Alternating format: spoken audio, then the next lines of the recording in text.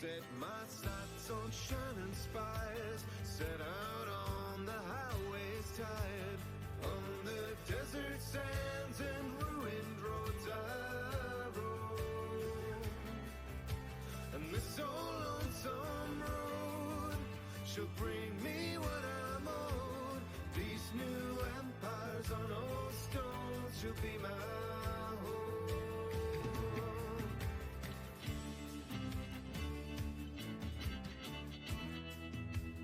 Under the Mojave sky, I find a flag to fly, to take the odds and break the game, deal another hand and play. Every heart a shift of circumstance, let every better stake their claim, deal another hand and play.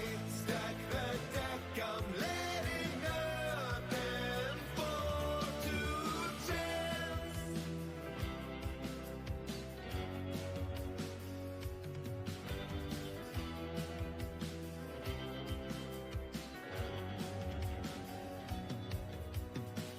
Atop the glistening tower, watching the struggles for power.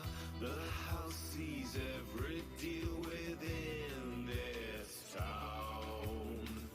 Behind the gangs and the walls, keeping a close eye on all old secrets buried in the underground.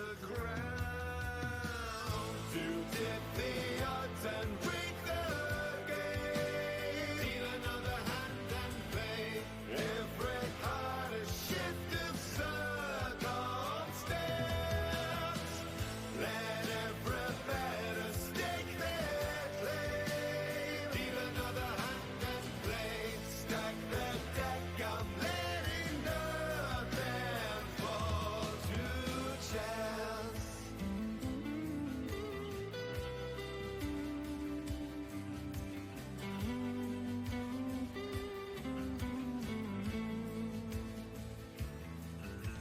Lumbering across the west, ruined treasures repossessed, resurrect the old soul of America. Laws and labor structures tight, memories of faded might, resurrect the old soul of America. And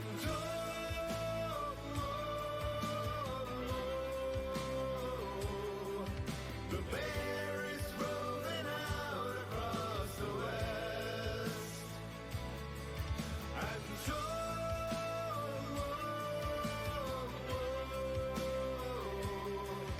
the bear is rolling out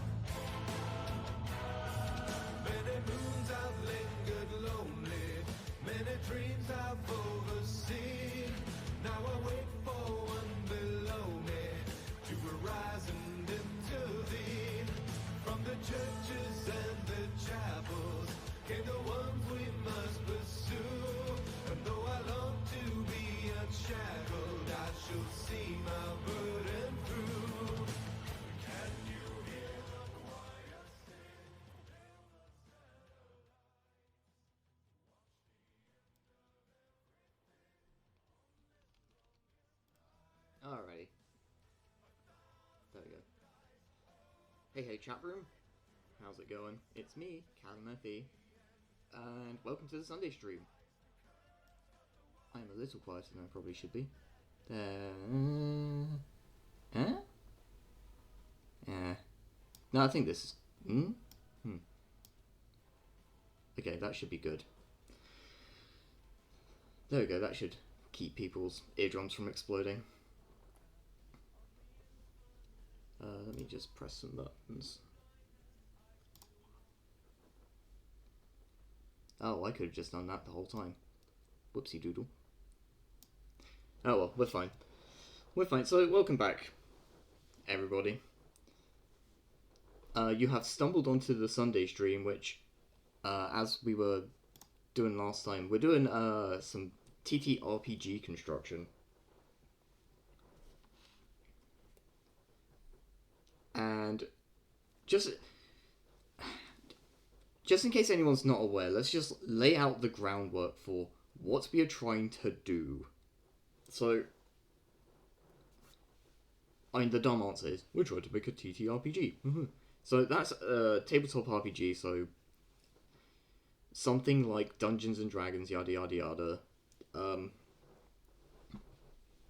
Which is obviously the big name that everyone's aware of. Something like Fate, something like... What's the other one that everyone knows? What's like the big three?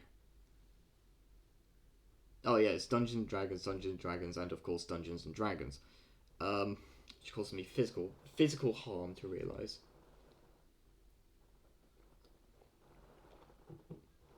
Make a sick card game. I mean, yes and no. The focus is more on it being a role-playing game. However, to actually properly answer what are we trying to do here, the real answer is we're trying to make a role-playing game that basically plays like the Yu-Gi-Oh anime. In theory, it's going to be wider than that, but we'll talk about that, chat. We'll talk about that in a minute. So let me get us onto the right screen. So this is what we're currently working with. We've got a working title, and I emphasize working. I emphasize working title. Is that big enough? That's probably big enough. We can make it a tad bigger.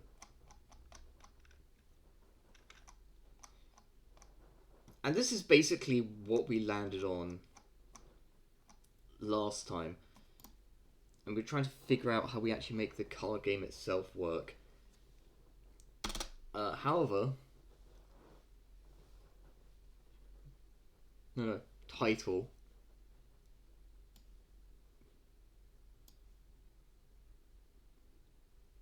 What's wrong with it? Huh?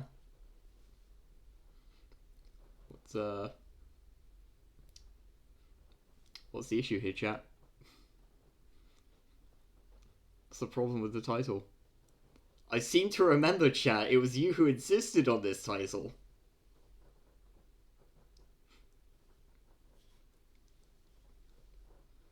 Let me just, you know what?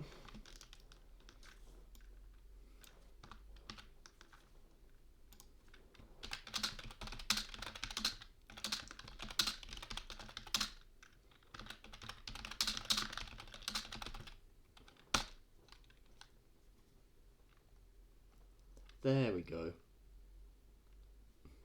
Just leave that little note for us later on. I think that's a useful note to have.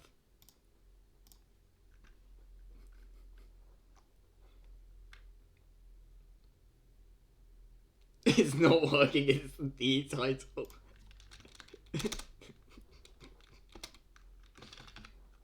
Sorry.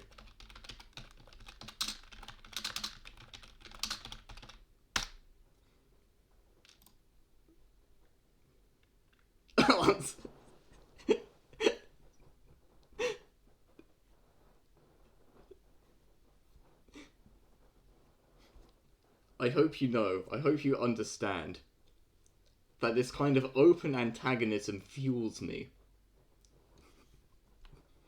Alright, but for real, this is throwing off my Emperor's Groove. Alright, so this is what we landed on last time. We kind of want to take a bit of a segue away from this, because we kind of put the cart before the horse. Yeah, figuring out how the card combat part of it is going to work is important, but we sort of need to set out the rest of the groundwork first.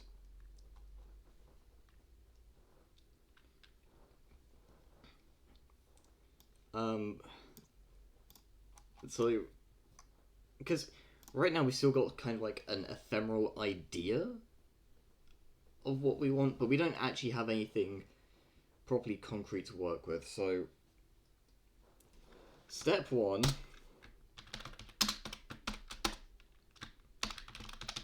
groundwork. So, what this really means is we need to have something where we can do. This is basically, to put it in like the parlance of like a fucking, oh god, what's actually a relatable thing that I can describe here?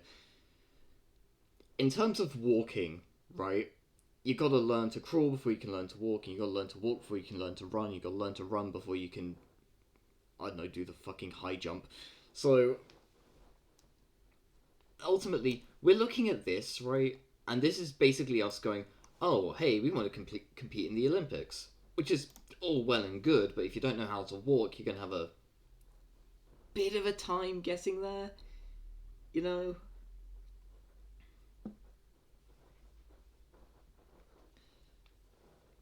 That's different, by the way, to if you can't walk. If you can't walk, well, I believe there's a whole Olympics for that, so that's very much outside the scope of this analogy. The point is,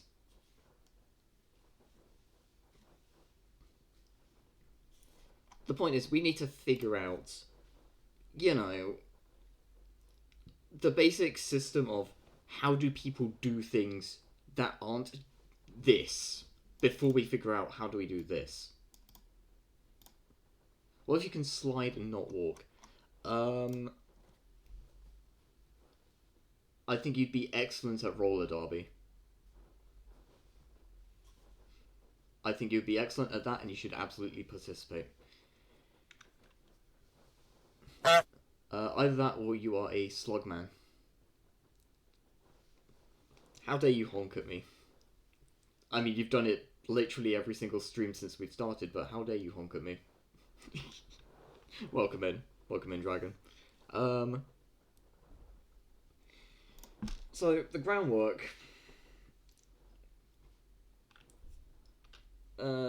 Generally speaking, it's the core 6 attributes, and you already know what the core 6 attributes are because we've discussed that previously. I want to step away from those. They're very much derivative. The stream shall not go unhonked. You know what? That's probably for the best. I feel like if we ever get a stream where there is no honking, it's probably a sign of the Armageddon.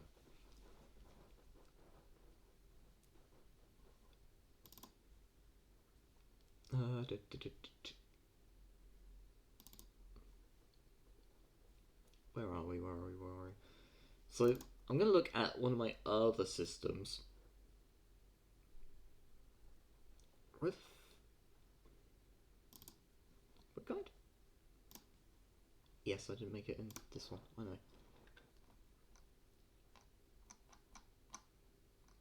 Oh, that's right. Actually, this was pretty cool. So, gotta teach you how to do this. Do you mean the roleplay stuff or the honking? I suspect you mean the honking.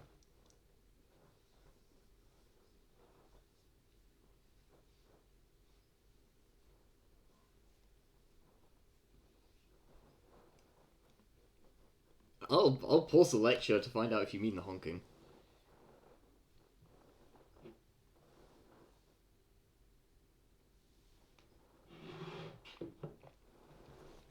Well, there should be a button.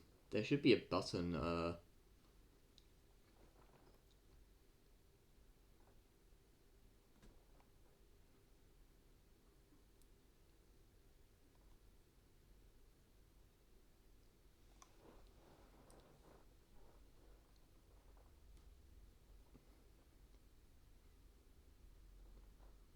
you'll find it? Where did...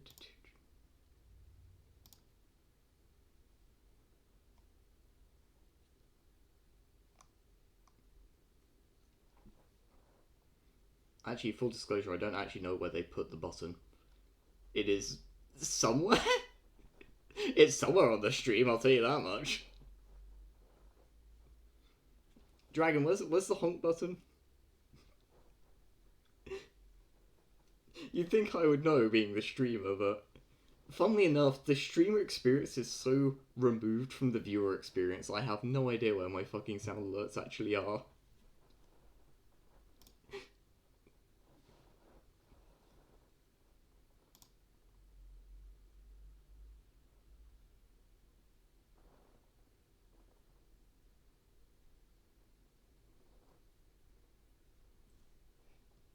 Oh, it's one of those buttons. Okay.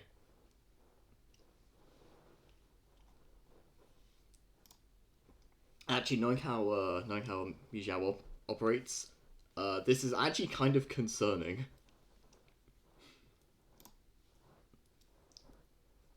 Thank you for confirming that that is in fact too loud. Alright, let's talk about role-playing games.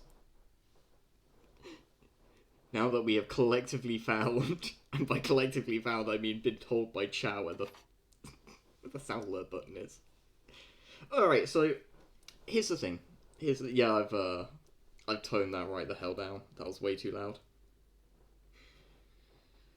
So, when we're setting out the groundwork, ultimately, we've got to consider, like, okay, so you're making characters, that means you're making people, and on some level, you need a physical...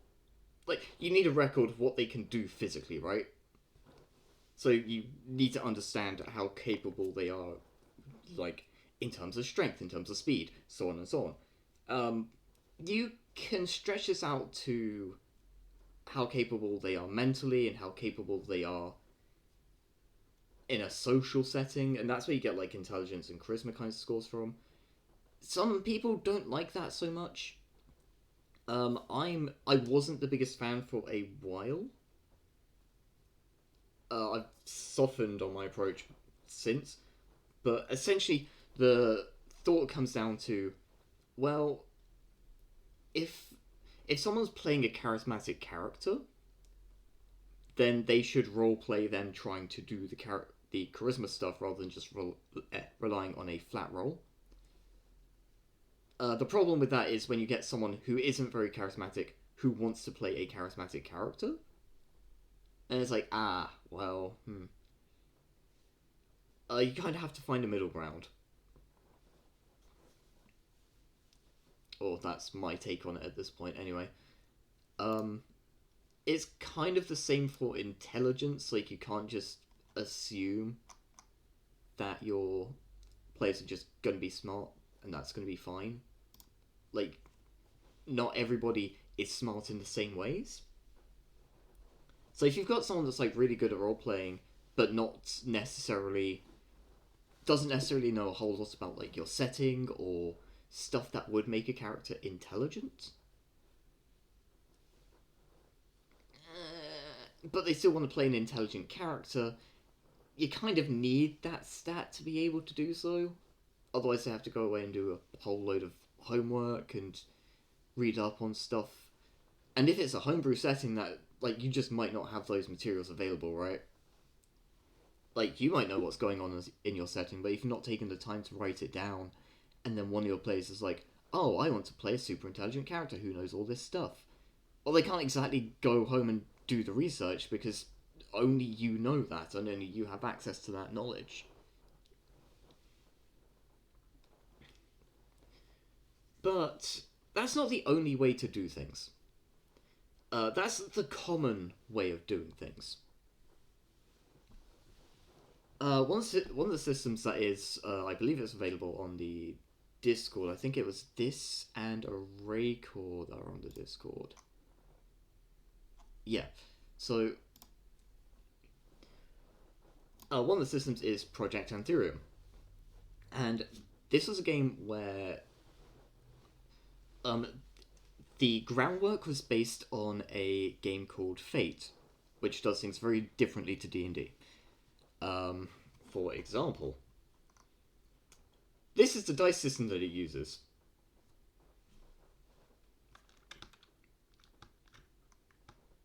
Let me just zoom in on this a little bit. The dice system it uses is fucking weird. They're called fudge dice, and essentially, you can break up. Give me pain. So you can break up Fate into. Yeah, well, that should be big enough. How would an intelligent character be played if their knowledge relies on the lore that the players are going through the story to uncover? No, you're fine.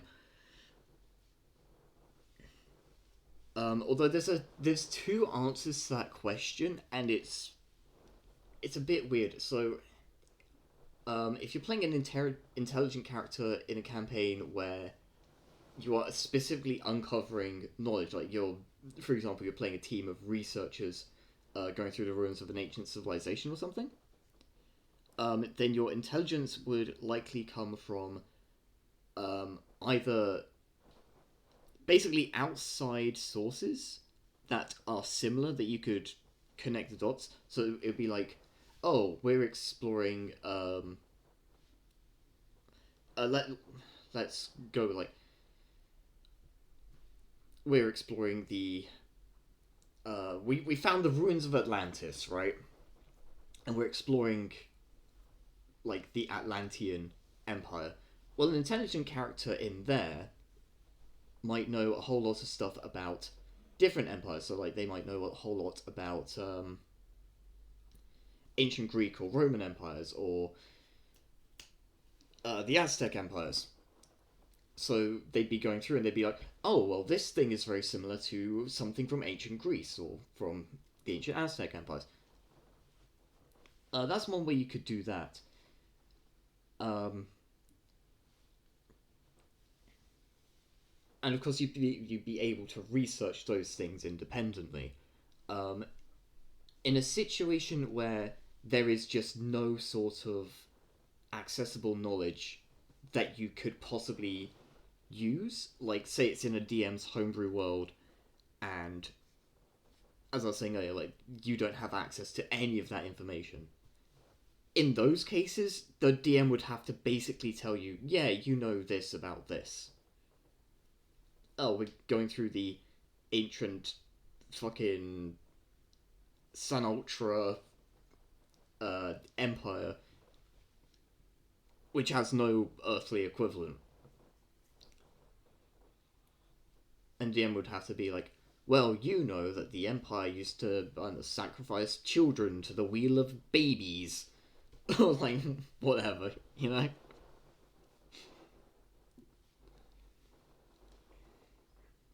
Which, it's not ideal, but if that's the way you've got to shake it out, that's the way you've got to shake it out.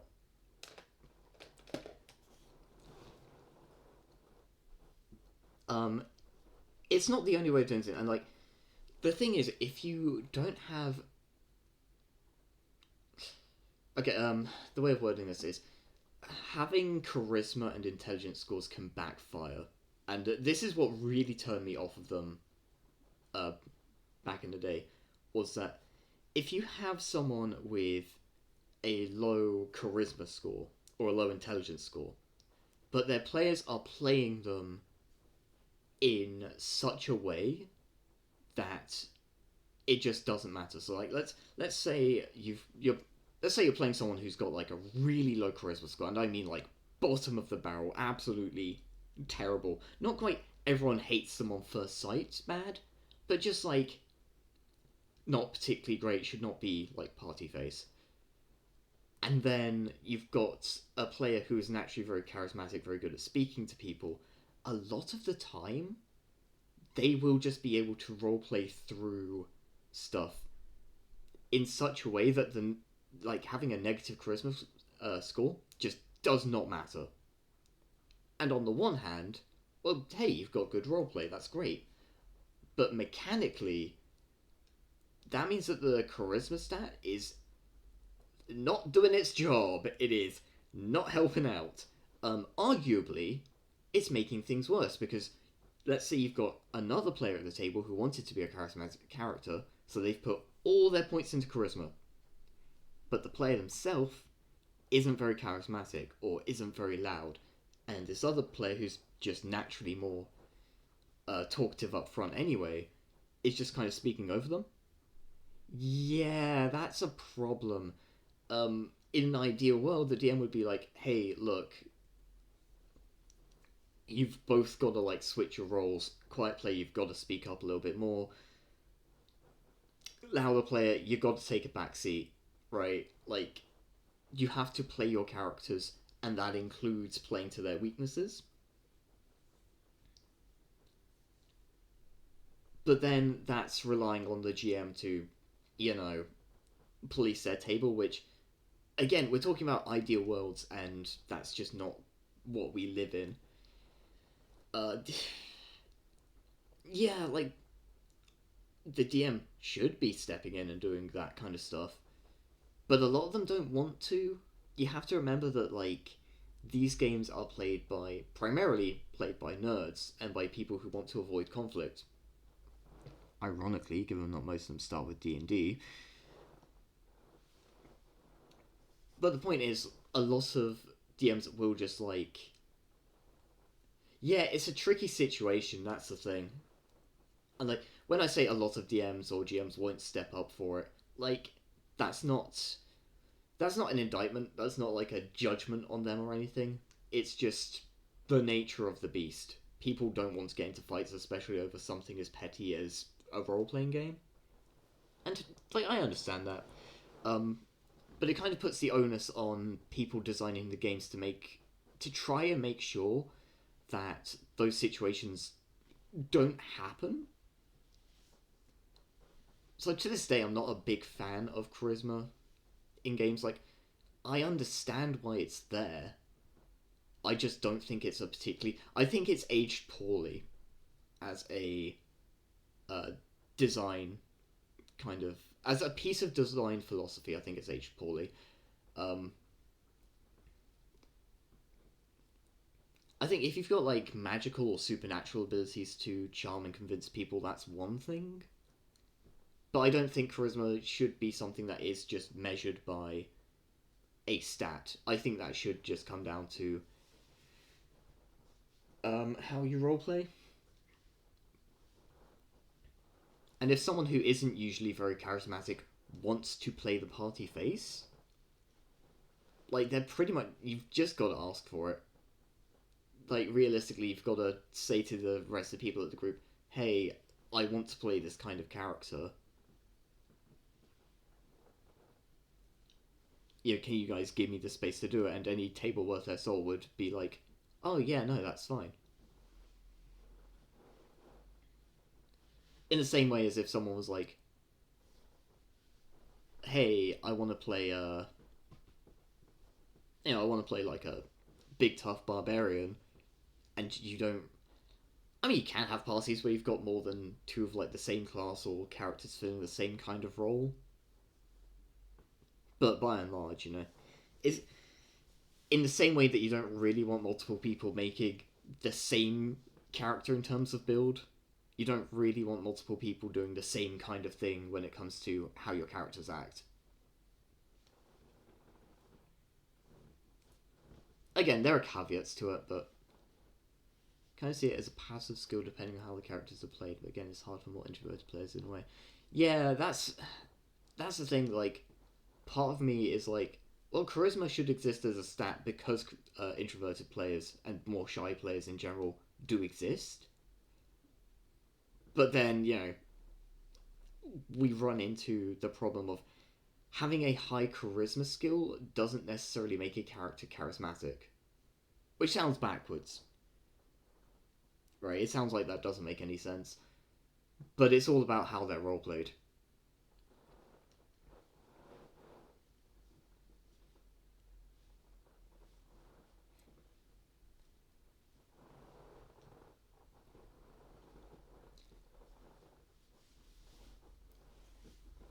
But yeah, that's not the only way of doing it. So,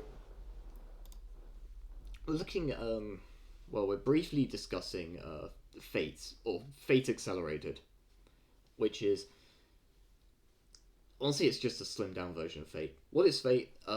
Fate is...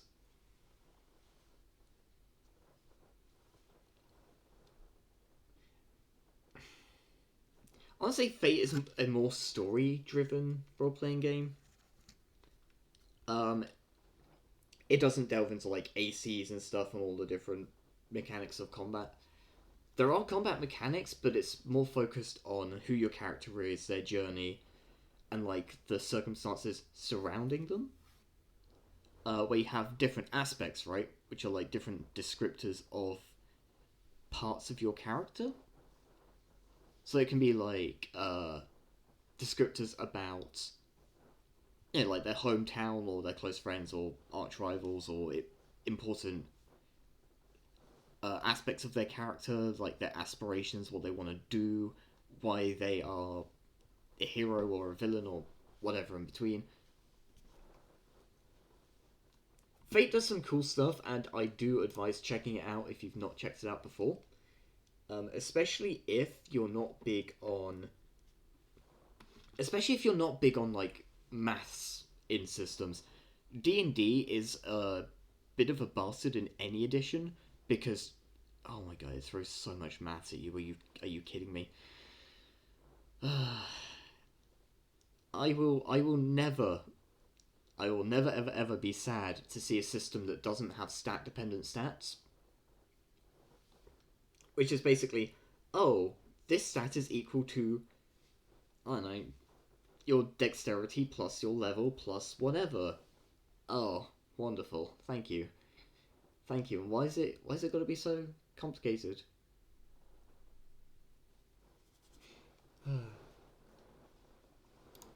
Fate doesn't do that. It does have its own problems. So let's talk about the dice system for Fate real quick. So there's a table here, right? What you do for any given roll in Fate is you roll 4 6-sided dice. You can buy specific dice for this that have just the plus, minus, and 0 on them. But most people don't have those, so you kind of have to convert the 6-sided die thing. Alternatively, you can use a D3, but again, most people don't own a 3-sided dice, so again, converting D6s. But honestly, that's kind of the biggest stumbling block with this. So, whatever, you'll roll some combination of pluses, minuses, and zeros. If you roll a plus, that adds 1 to your roll. If you roll a minus, that minuses 1 from your roll. It's pretty straightforward, and, you know, if you roll a 0, it does nothing. Nothing. 0. Zilch. Zada. And then you add that to whatever stat you're rolling on. So it's pretty cool. It's not terrible. You can roll a negative number, which is really funny. Oh no, maths. Yeah, but it's not like actually hard maths. It definitely sounds more complicated than it is. It's definitely more complicated on paper than it is IRL. Let me see if I can find... I know that I had a couple of Fate games.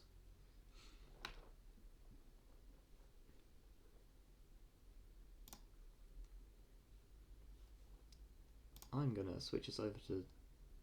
Oh, I'm gonna switch this over to here because I'm not sure what's actually on this page.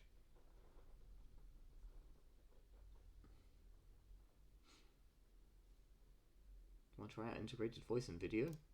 No. Just block that.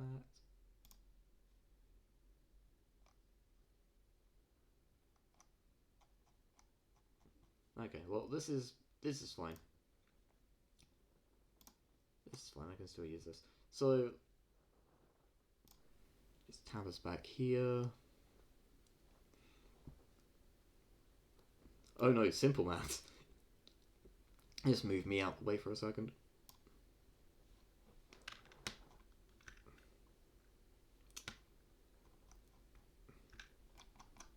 Alright, cool. So I'm gonna roll 4DF.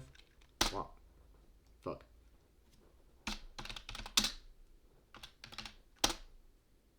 There we go. Okay, so behold, the fudge dice.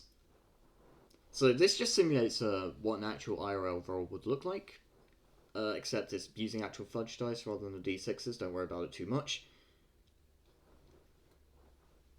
So we've rolled 3 zeros and a plus. So without any stat bonuses, that's just a 1.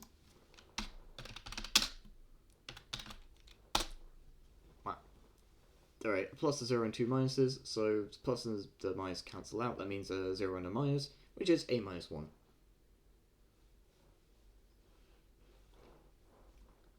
It's not, like... It's not particularly difficult once you get a handle on it. Just get rid of that.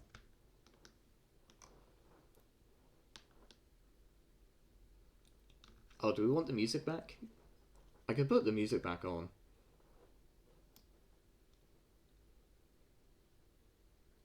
Just turn it down.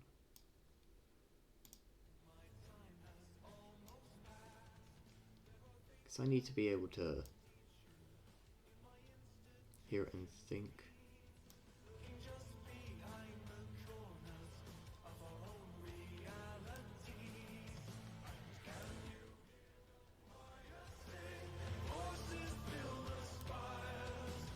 Okay, God, there's just no good way of doing this.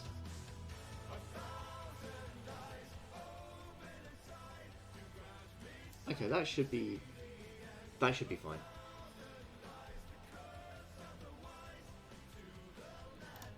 Just minimize that.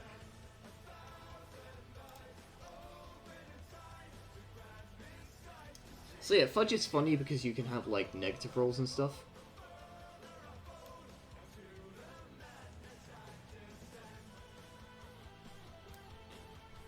There we go. I'm back in my corner where I belong.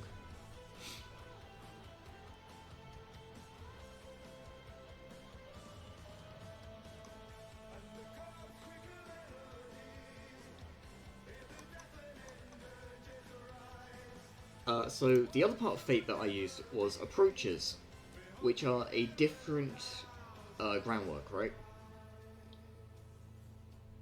So rather than having like strength, speed, toughness, yada yada yada, what this actually chose to focus on was it went, no, those stats don't really matter. What matters is how you try and do things.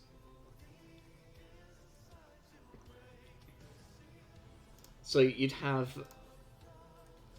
similar to the other systems, like you would have stats in here.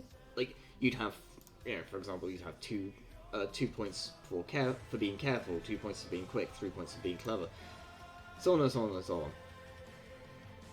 on. The only real problem with this, and something that I encountered, was that how you define how someone approaches something might not align with how they think they're doing things. Particularly in combat, people don't like it when you tell them that you think they're trying to be clever in combat when they think they're trying to be forceful.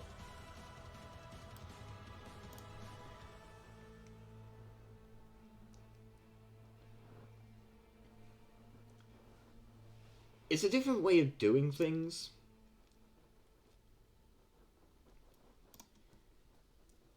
The only issue with it is it's not particularly accessible. How do I mean?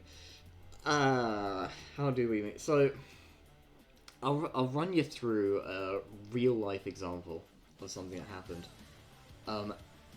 When I was running this, at one point, one of my players ended up having their armor, like, essentially frozen solid in a move that was meant to take them out of a fight. Well, the player disagreed that they were out of the fight and came to the conclusion that while their armor may be frozen, they're actually not wearing any armor on their legs, so they can still move. And if they can move, then they can kick.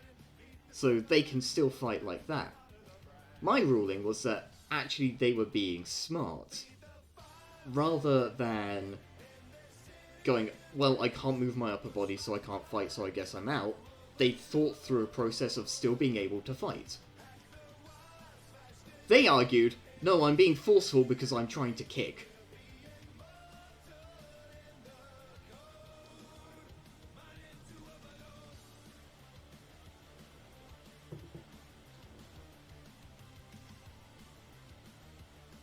So, it can be a little bit of a... It can be a little bit difficult sometimes. It's not the most accessible system for newer players, because there's a certain level of ambiguity to it.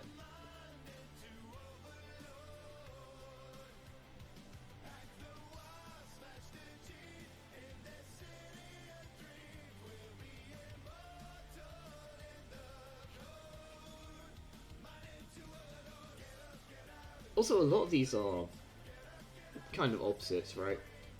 Like, careful is opposed to quick, clever is opposed to forceful, yada yada yada. So this is another way that we can approach a groundwork, but we're also kind of getting high concepts with it. Oh, we'll come to combat later, don't worry. Generally speaking, if we're talking about a groundwork, we kind of want to go off of a pre-existing system, whether that's open source or something else. Actually, what might be better to show you guys, because I don't think Anthurium does what we want to do here particularly well. I think might do what we want to do here.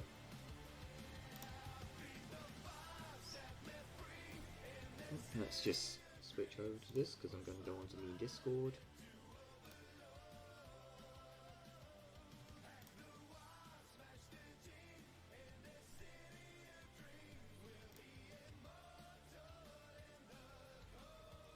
Okay, where did I put it? There we go, very cool, okay.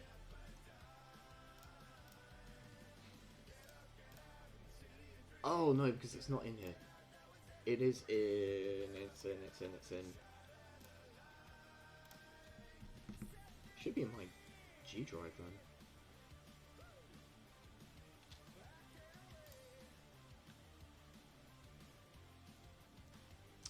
Yeah, thank you for telling me how to copy and paste files, Google Drive. I didn't already know that.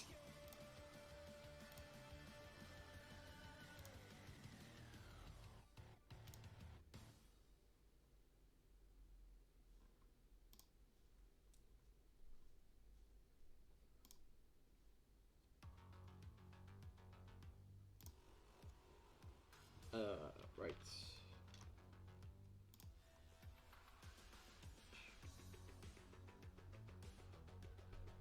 It's in here. It's been a hot minute since I actually did anything with this, I'll be honest.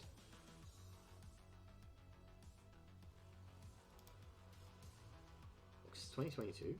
That was later than I thought. Alright. Right.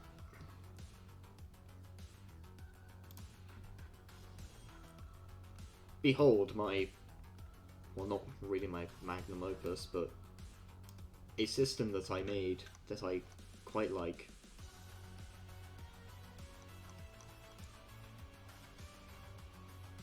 It's actually not all that big, it's only 33 pages. Anyway, the point of this was to, basically this is for, like, modern day / futuristic, special ops kind of games. Yeah, it's got a very specific niche. But, what we're here to look at is, where are we?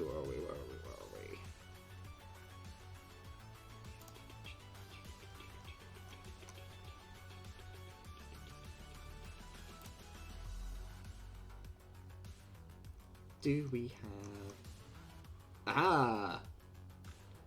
Alright, sick, we've got a character sheet.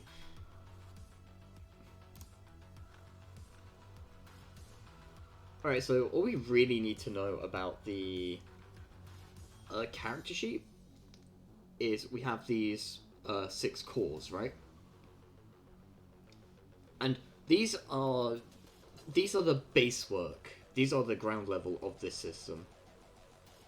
And the way it works is that some of you may have played Savage Worlds in the past. It is fairly similar to that, except sort of not really.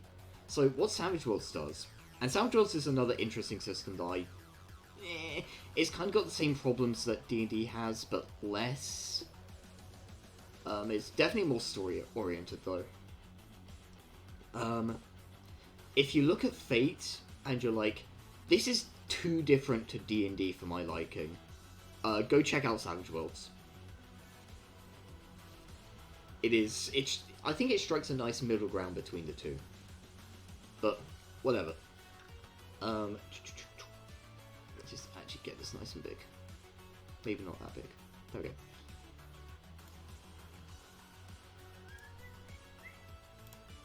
Alright, so... Excuse me. There we go. Alright, so... The way that Savage Worlds does things is it takes your... It's only got 5 core stats, but let's pretend for a second there are 6. It takes your core stats, and it goes, okay, so each of these can be represented by a size of dice. So if you've got a weak stat might only have 1d4, right? So whenever you need to do something with that stat, say your weakest stat is your strength, and that's a 1d4. Whenever you need to use strength, you draw 1d4. Very simple.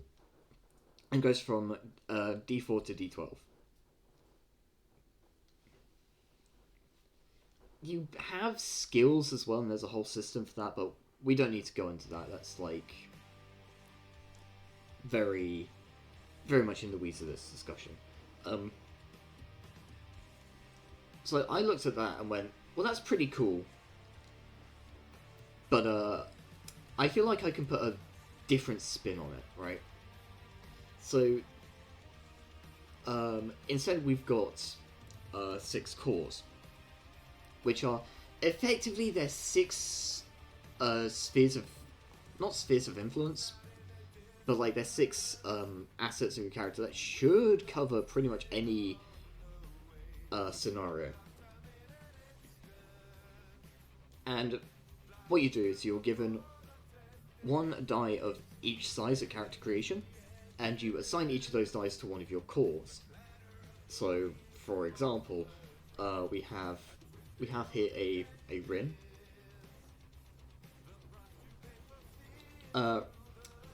Rin is very good at the fighting, she's not very good at the people, and she's kind of average at everything else. So, her strongest core, for example, is Physio, which is any sort of physical activity. Whether that is being fast, being strong, being tough, any of that kind of stuff, Physio core. However, shit at talking to people. Any kind of talking to people, anything at all. Friendly conversation in the cafe, trying to persuade someone to, I don't know, lend her money. Trying to convince, trying to negotiate with a hostage taker. That's gonna be social, baby. Please don't let Rin negotiate for hostages, it's It's not going to go well.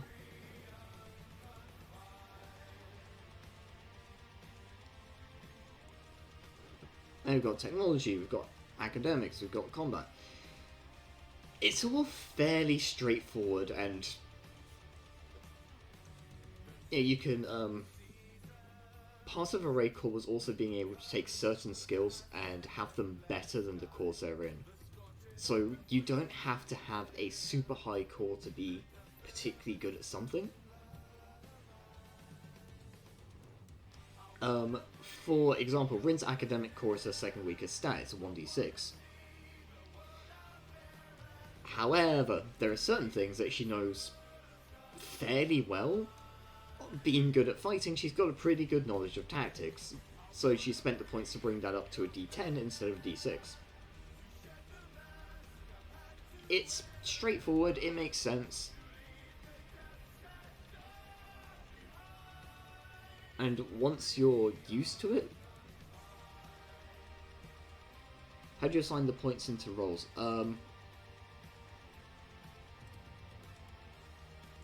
Oh, in terms of this system? So, spending points just lets you roll bigger dice.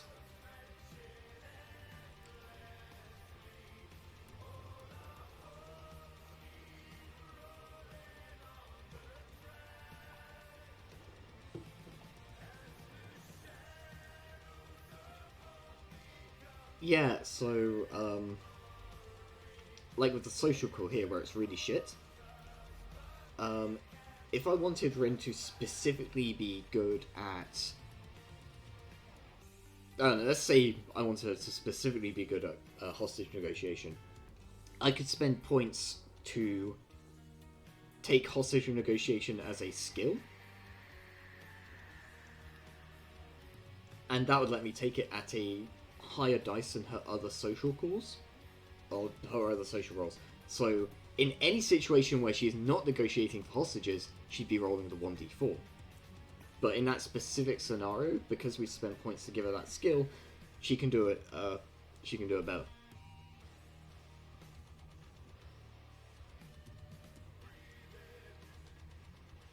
So, how does it start off with? So it starts off with you're given one die of each size, right? So you're given 1d4, 1d6, 1d8, 1d12, 1d20. 1d... whatever I missed there. I think I missed 1d10. Whatever. And then you assign those, and you don't have to spend any points on those at all. Another thing that I did with this system, to talk about it a bit more holistically, was that... So...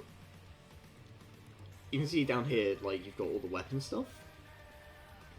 Now, Rin has a lot more points than a starting character would have. Yeah, you just pick what each core you want to invest in. So, at character creation, I would have gone, oh, well, I want her to be good at combat and generally just being physically fit.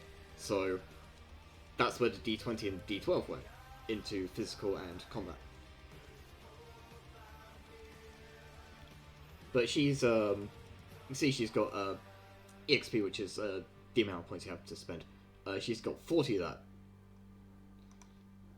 that. That is a lot more than a starting character gets. So she's got, like, special equipment, special skills. She has a shit ton of weapons that all do stuff. This is also a combat system. It's a lot more simple than a lot of combat systems, but it is still a combat system. Oh, Christ. She does so much. At character creation, you get 10 points, right? Those points have to go across any skills you want in here, any perks, which is what this little P here is, which are basically just special abilities, any sort of special equipment, and all of your weapons. If you want your weapons to be better, yep, you're spending points on that. Different fire modes, gonna cost you points. To be fair, that is the entire extent of like, the system right there is the cause. Spending points making weapons. That was actually a key feature of this as well. It's like, you got to make your weapons. Like, hold on. This wasn't meant to be a stream about fucking array core, but here we are. Let's see if we can find it. It's been a hot minute since I did anything with this gang, so you may have to bear with me. Alright, so you got to make your own weapons, which is something that I was really excited about. You get to pick, and bear in mind, because this is like a... We discussed a lot of random stuff last year. Yeah, that's true. That's true, these are very rambly, kind of all-over-the-place streams. We don't actually do a whole lot of making anything. No, but this is all in service to a great goal. It's like trying to figure out where we're starting from and all that kind of stuff. So, bear in mind that this is like a near-future setting as well. So you're not going to see like a whole lot of melee weapons. I think melee actually just ended up as being a singular weapon type. Ah, no. We have knife and sword. But yeah, you got to pick what kind of weapon you start with. Then you'd be able to you could up its range, you could up its caliber, which is how effective it is. You could change the fire mode, and fire modes all did different things.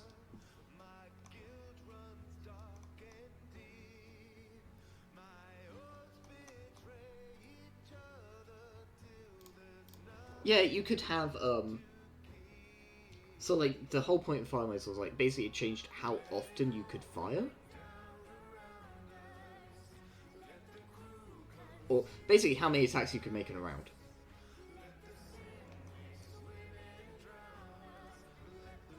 But you'd have, certain restrictions based on what kind of weapon you had, like, you couldn't have a pistol with, like, extreme range, so you can't have a pistol that's firing, like, a fucking sniper rifle. Just, you know, bodying someone from across the city.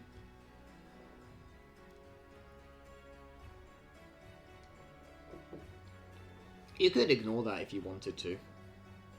If that was something that you and the GM wanted, you could just ignore them, but... You know, we're assuming a level of realism here.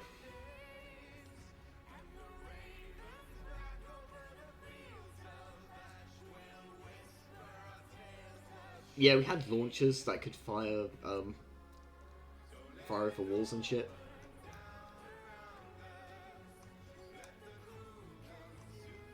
We have all sorts of, like, signature equipment, yada yada yada yada yada. Stuff that you can slap on your weapons. We had a ton of weapon attachments.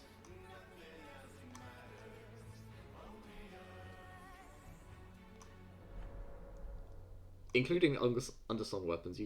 You can have an underslung fucking launcher if you want to. Go ahead.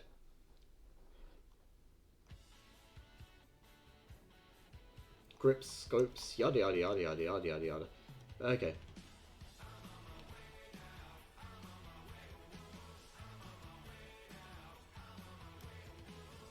That's enough reminiscing about Oracle though.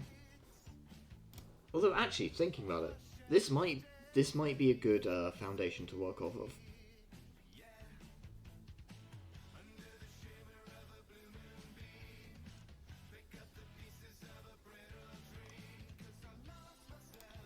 So, the way that Oracle works is there are two types of challenge, right? Which are, this is just what Oracle calls rolling. Yeah. So,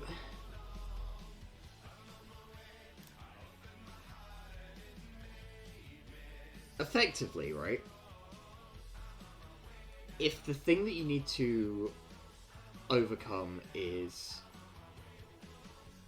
not actively trying to oppose you, so for instance, you're trying to hop a wall, right?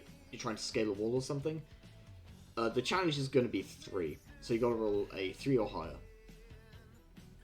Now, given that most of your skills are going to start with at least a D8, and even your weakest is going to be a D4, even on your weakest skills, you're still succeeding half the time.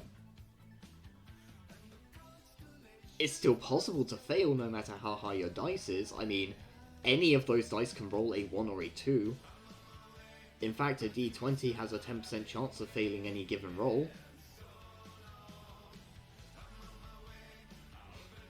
It's not quite as insane as it seems. However, if the thing that you are competing against is actually acting against you, such as other people, then it's literally just whoever rolls higher. That's it, that's the whole thing. There's no added stuff, no extra artificial flavors or preservatives. Just both of you roll, whoever rolls highest wins. For example, combat. Basically, if you attack someone in combat, you roll your combat dice. They will then roll a dodge roll. That can be combat as well, but sometimes it's physio, sometimes it's perception. It depends. Generally, you have a lot more options to defend yourself than you do to attack with.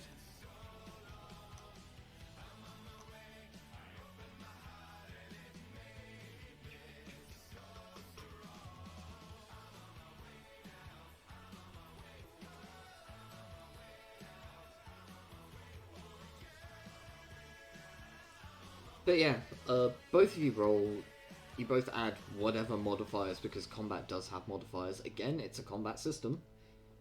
Most opposing rolls don't have modifiers, but combat does. And then the damage is just the difference between the two rolls. Whee! So that might be the best, kind of.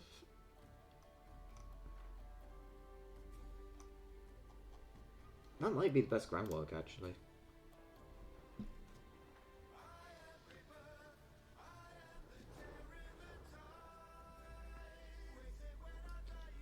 Although I do want to... Okay, so what are our core stats? Do we want to measure / represent them?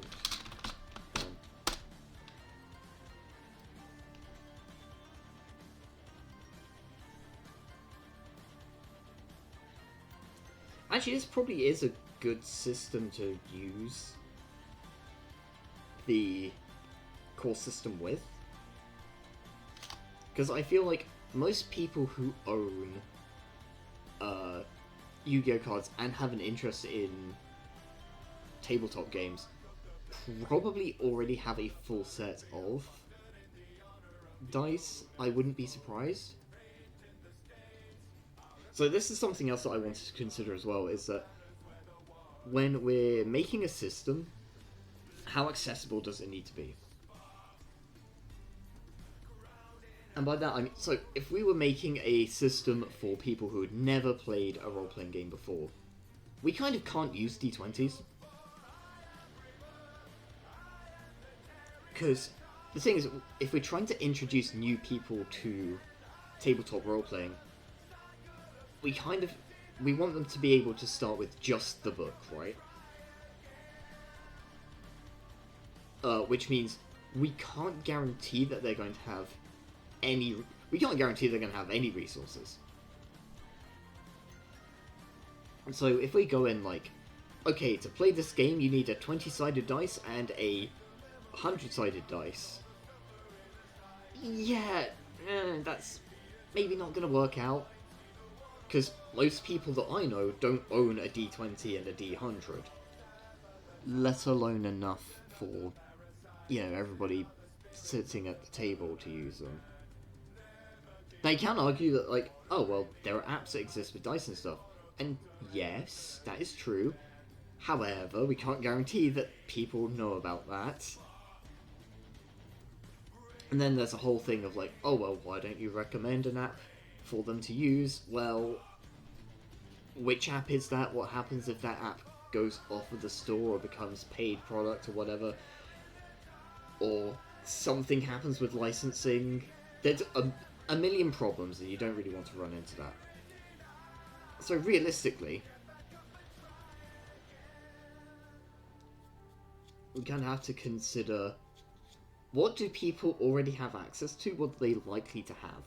Well, people are fairly likely to have six-sided dice, or at least know where they can get them relatively easily. Even if they're just borrowing them out of a different board game or something.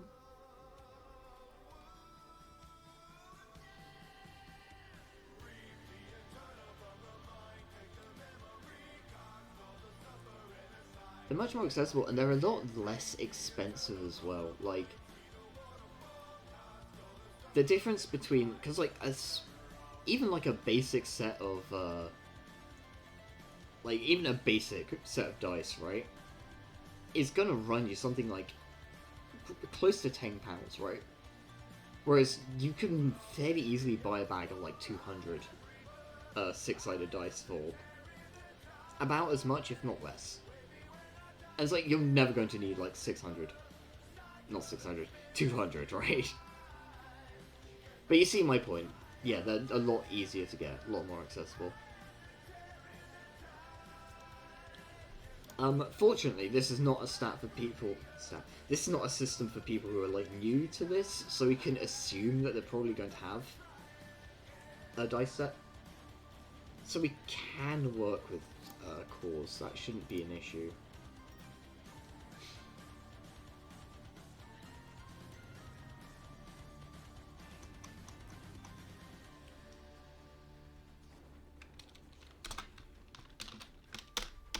We don't need to think about that.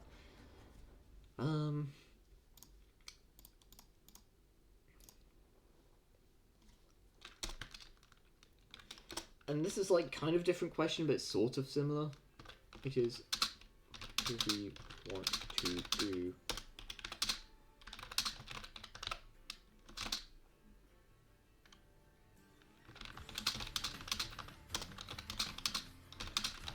this, that, can't do elsewhere.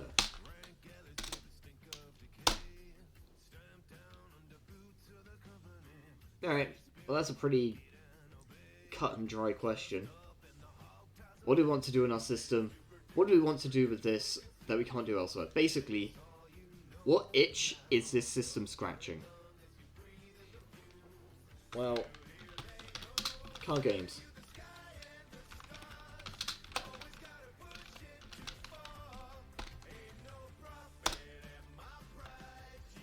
That might be important, actually.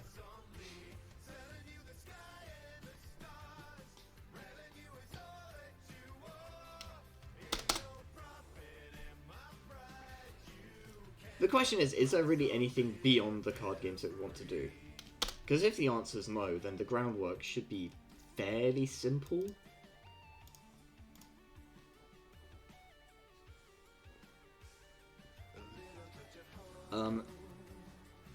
But then let's go with last questions. Setting. What is the setting? Does it have?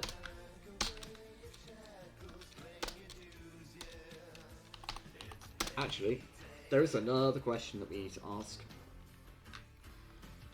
Is this a generic system or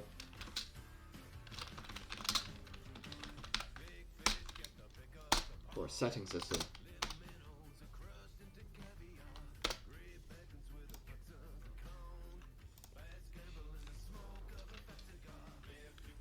And this has very quickly spiraled, as these things do, into this kind of mountain of questions that we need to figure out.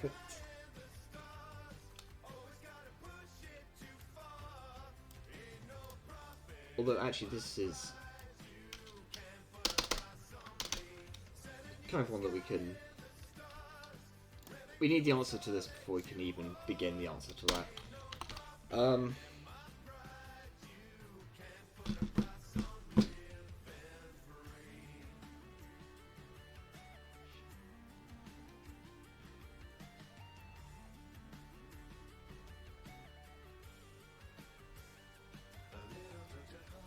Alright, this is the part where I have to do a big think.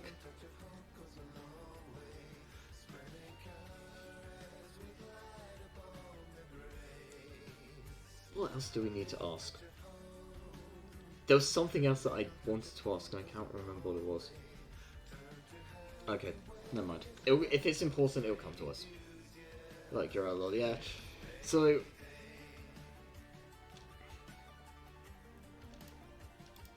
we're actually going to try working these from bottom to top, so is it a generic system or a setting system? Well, we need to understand what those two things are first. So, a generic system is what a lot of people treat D&D as, when it really isn't. So, a generic system is a system that is not tied to any specific setting, or world, or any sort of lore. It is basically just built for function. It is not built for, like, Genesis. I believe so. It's been a hot minute since I touched Genesis, I'll be honest.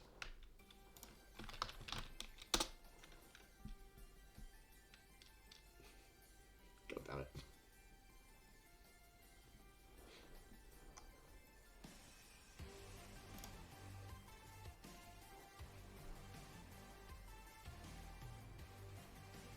But I'm pretty sure, yeah.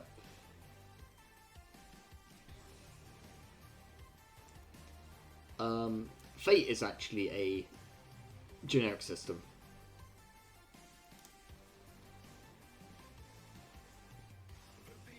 And the idea is that you can use these systems to play in any setting. Like, you can use them in your own settings, you can use them in pre-established ones.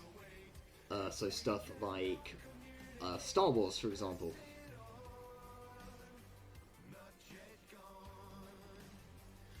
Star Wars, or Dune, or Lord of the Rings, or I don't know, fucking Sailor Moon. In theory, a generic system will be able to play any of those relatively well. You might have to do some work as a GM to make certain things work. But the point is, a generic system can theoretically be used in any setting, whereas a setting-based system is one where core parts of the system are predicated on the lore of the setting that it's based in. So, for example, D&D, a lot of the magic comes from divine powers, which are, by and large, setting-based gods.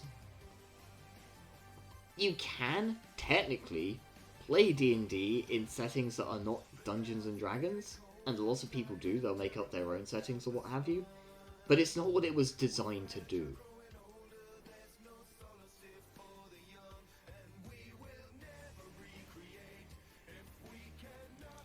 And, like, on some level, you can't really play certain settings properly in the confines of D&D.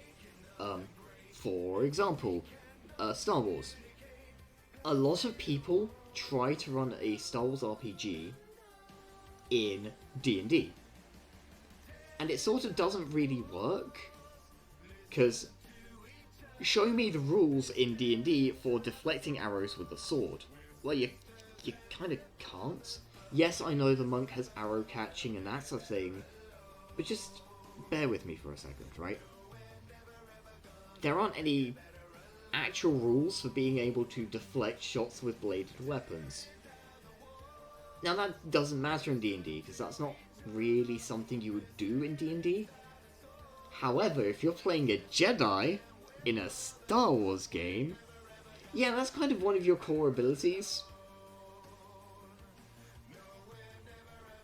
And that's without even touching on, you know, the Force as a concept. Oh no, I can't Force push him, I'm out of spell slots. It's definitely something that Obi-Wan said in Star Wars, right? That's definitely a thing that happened.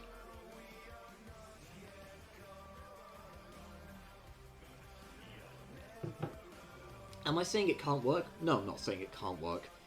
You have to do, you can force it to work, you can make it work.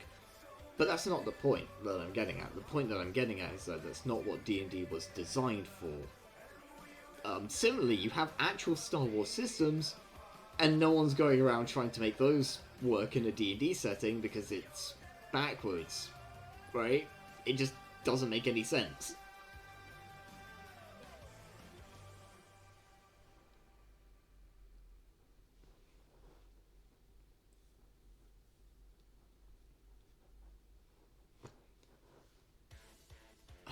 I'm sure you could do it, but just because you can do something doesn't mean you should. Yeah, the concept of the Force, it's very different. Last time I was talking about, like, different magic systems and all that kind of stuff, and I basically said, yes, the Force is a magic system. And I hold true to that, it is a magic system. But it's very different from the ones put forward by D&D. D&D uses Vancian casting, which is pain, to be honest. I hate the magic system in most editions of D&D. It's not great. It's not great. But it's very different from the Force, and trying to, you know, make it work as the Force is probably not the best idea. So, it's something that we need to figure out, and honestly, I think this is going to end up being a setting system. Purely because of the card stuff, right? Yeah, see, I feel like if you play a lot of Magic characters in D&D and you get used to it, it's fine. At least in terms of, I understand how it works. It just feels... A lot of D&D at this stage feels very archaic.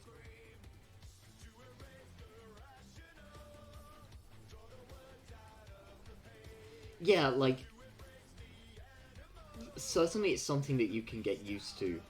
But from a design perspective, I definitely feel like it's a weak point of D&D, and I think it's...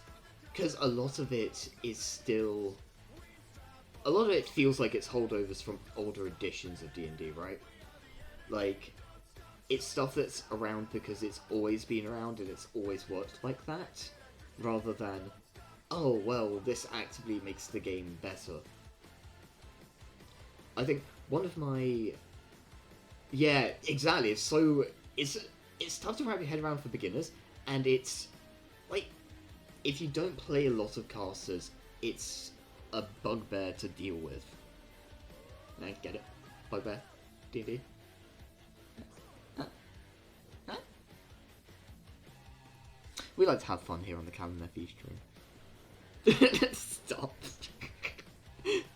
Thanks, chat. It's good to know I can always...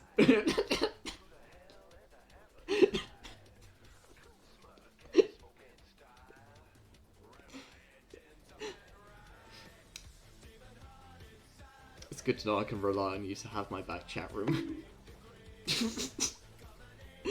Excuse, am I getting bonked? How dare? Alright, but yeah, I wouldn't be surprised if, like, because there's a new edition of D&D coming, I wouldn't be surprised if magic is something that they address in it. Then again, I was surprised when they literally sent Pinkertons to a guy's fucking doorstep to either take the cards off him or break his knees, so...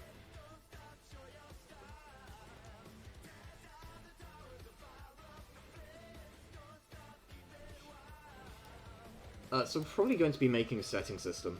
I do not see many opportunities to have this system work in, like, any other context, because so much of it's going to be based on trading cards. Which, for the sake of not having Pinkertons turn up to my house and break my kneecaps, I'm going to go ahead and say, this is strictly a fan work based on the Yu-Gi-Oh! Trading card / original / Master Duel / Duel Links? Look, it's a Yu-Gi-Oh! Fan game at this point, alright? Let's not beat around the bush. Yeah, because I feel like Konami's reaction to it would be probably just a big shrug, whatever. And again, this is something we talked about last time as well, but like, I feel like as long as I'm not monetizing it, which I'm not, they're ultimately not gonna care. And that's, you know, eh. The worst they'll do is be like, hey, stop that. It's like, oh well, okay. And that's sure. If they want me to stop, that's fine. Oh, no worries. Have a good luck, Dragon. As long as they're, you know, not gonna sue me or break my kneecaps, that's fine. Whereas Wizards has kind of proven they're not gonna hold back on that shit. So, I did have plans to make this, well, to allow people to use cards from other games, certain other big games. However, a majority of those other big games are or were owned by Wizards at one point, and yeah, they've kind of proven that good customer PR is not really what they're about, and enforcing their iron will through the use of literal fucking mercenary companies, yeah, no, that's a lot more up their alley, so we're not going to be running any risks of that. I'm just going to go ahead and say, this has nothing to do with Magic, it has nothing to do with any other trading card game that may or may not exist, purely a fan work for the Yu-Gi-Oh! Card game. Please don't sue me, Konami. Thank you. Arigato gozaimasu. I don't speak the Japanese very good. Komena sorry. Gesundheit. Alright, so we're probably looking at a setting system. Probably. Which means we can have setting rules.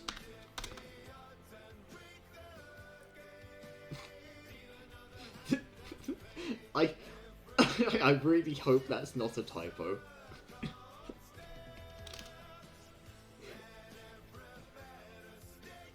Alright, so we can have setting rules, which are rules that are specific to our own setting.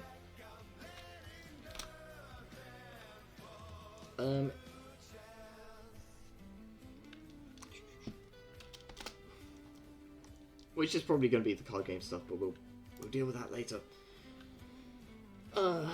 Okay, so what do we want to do in our system? Right now it's just the card games. Well, that's what we want to do that we can't do in other systems. That is like the entire crux of why this exists. The on motorcycles may or may not happen. Alright, so one of our core sets. What's important to us when we're not playing card games? And this has to be separate from the card games. Well, we can talk about the physical, mental, social. That is option 1. Lame option. That's boring.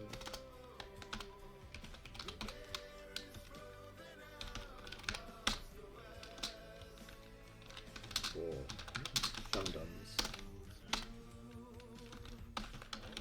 Because everyone else does it and it's lame and boring and derivative, and if we choose this option, I will just torch the whole project. Don't tempt in chat.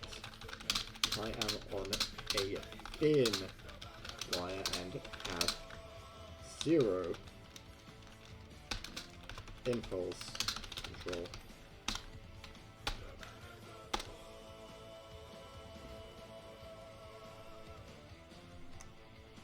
I hope we're clear on this one, chat.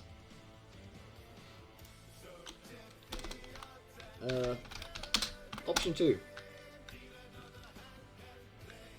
Pause. So this would actually be wider ranging, so we can look at like physical. There shouldn't be a 7 in there.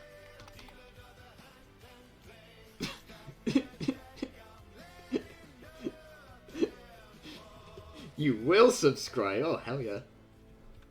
Control 8. Where's the subscription? Where's the subscription? Oh god, can you imagine if it fucking crashed there? That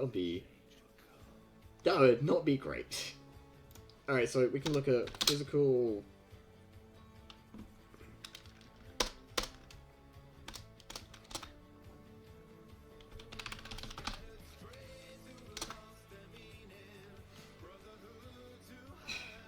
So, I'm calling it cores. Realistically, it should be more, I keep wanting to call them spheres of influence, right?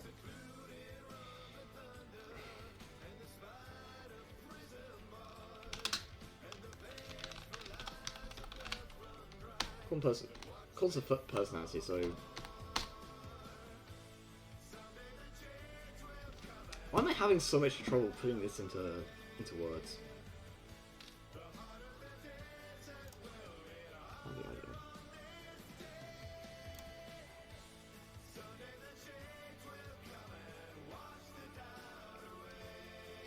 So yeah, base traits.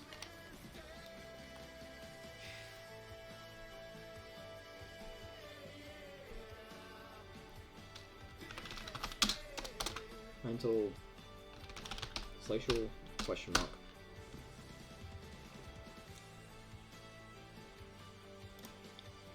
Actually, what this really means is like,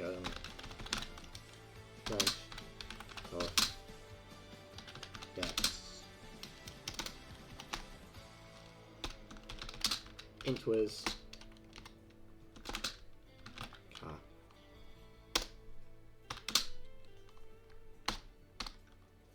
Also known as the Core 6, also known as the ones that everybody uses. Also known as, well, I think I've been over everything else that I could possibly know this as.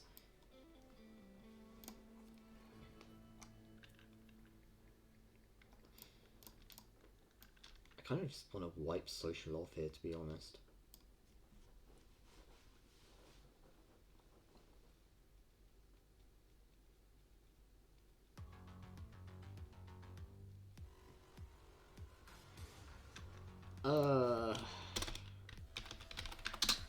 Option 3 is approaches slash values. How a character does things. Why a character does things. Slash conviction.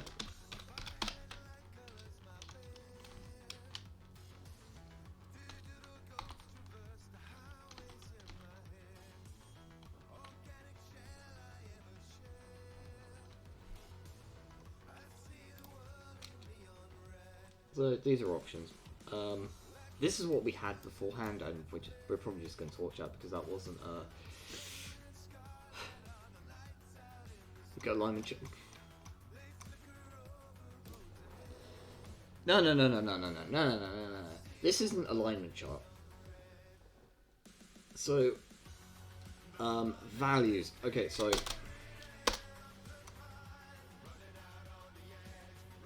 This is hard to do off the top of my head, I'll be honest.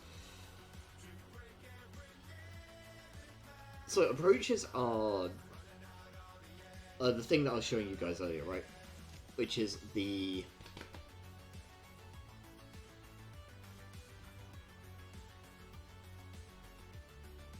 Wow, modem noises. Yeah, so this was like the careful, forceful, flashy... that was that stuff from earlier on, right? Whereas values... essentially it's motivations, right?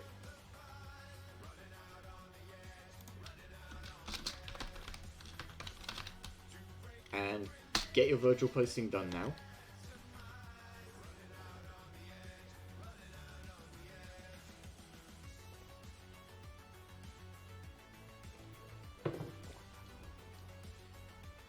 Something, something, where's your motivation, Dante?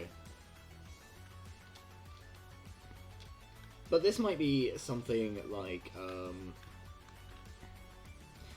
it's kind of hard to nail down because, you know, obviously people have different motivations, so they're all... Fucking plastic chair, yeah. I'm actually surprised that I don't have a Virgil, thing in the soundboard.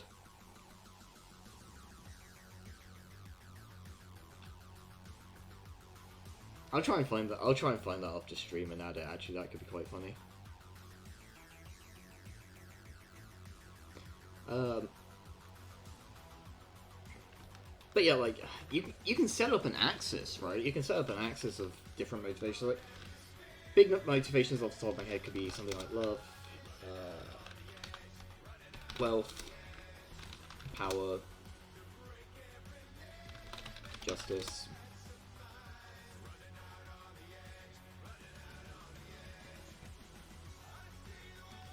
I mean, you could even look at something like, I'm gonna get the name wrong. I know I'm gonna get the name wrong, I'm so sorry.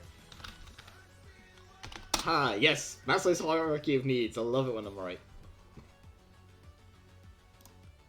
But like, you can genuinely look at this. Let me just open the thing so you guys can see.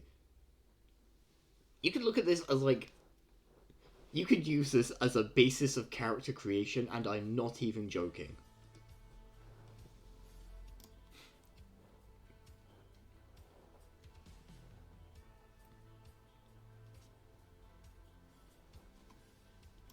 Okay, I'm gonna. Right.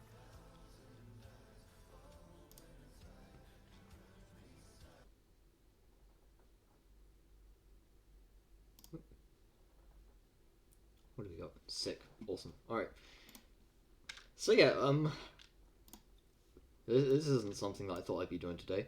Let's look at Maslow's hierarchy of needs as a means of making a character. Hell yeah, that's option 4.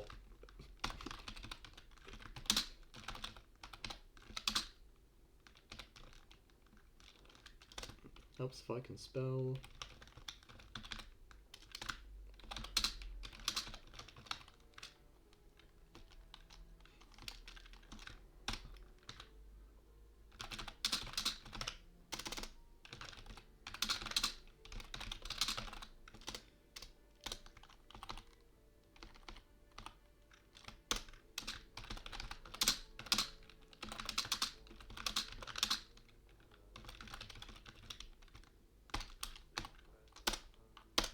Sick. Alright, so we can... It's a psychology lecture now, true.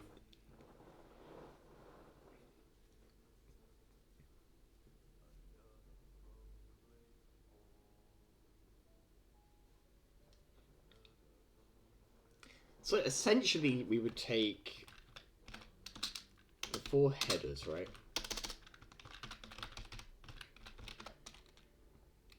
He says the 4 headers are a 5. Shut up.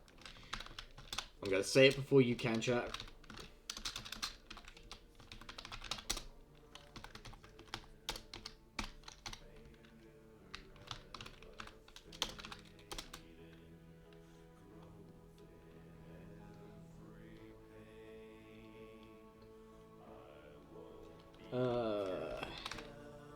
I think we probably ignore physio, right? Because, like, okay, so the point of this is what motivates your character, right? So this is the very best. Steam, this is status.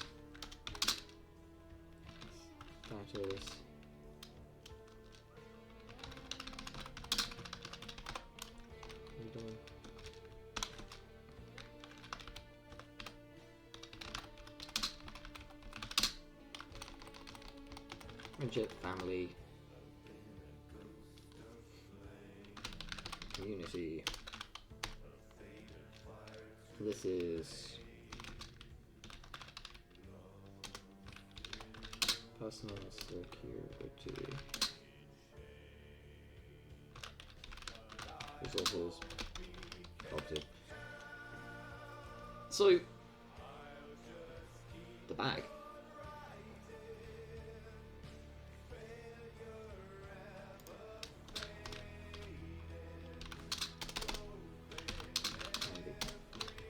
Alright, so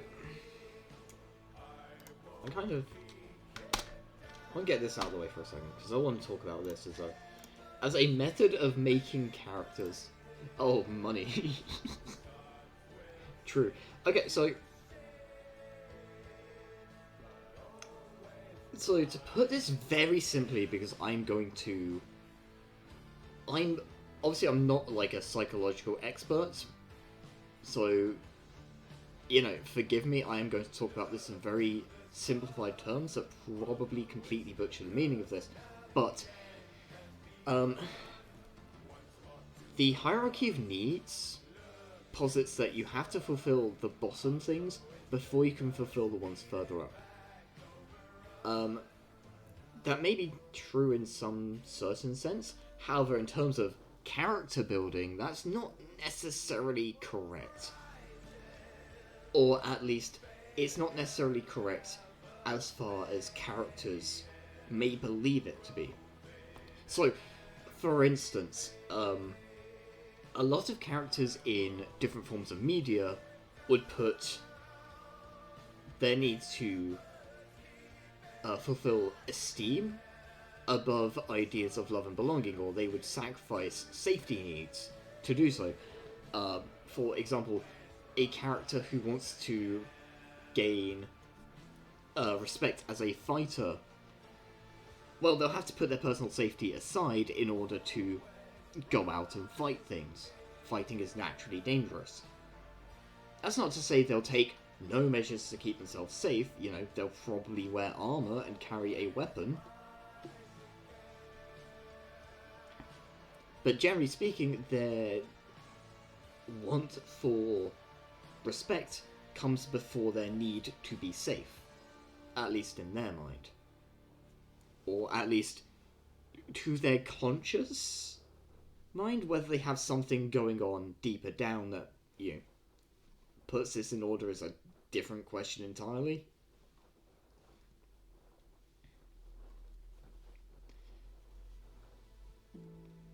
You can actually make an argument in two different directions for self-actualization, whether people want to, either people or certain characters never reach a point where they actually want to achieve self-actualization, or you can also make the argument that every character constantly wants to, has an appreciation of self-actualization.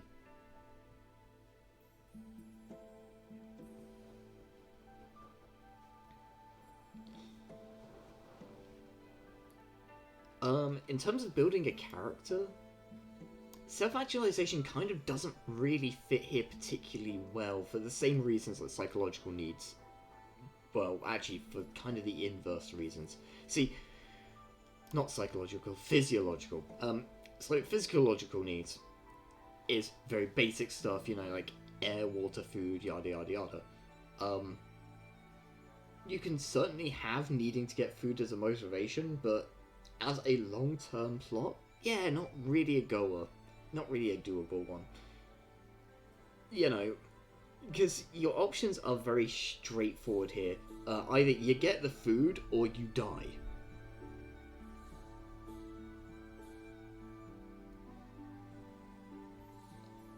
Dumping a load of tragedy or stuff on them to make the hierarchy work in your favor.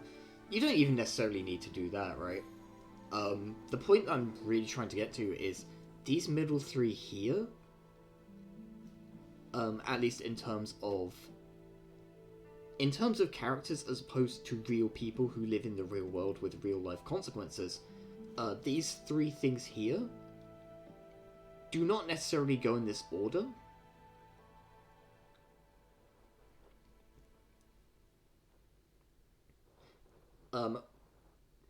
I mean, let's look at the archetypical idea of, like, the wandering traveller or the wandering swordsman. Well, they don't tend to have a whole lot of intimacy or, you know, sense of connection or anything like that going on to do their thing. What is their thing? Well, again, usually it comes down to the ideas of strength, freedom, maybe status. It might be attending to safety needs, but that's going to be, typically speaking, for other people. You don't find many wandering swordsmen who are doing so because it's safer for them.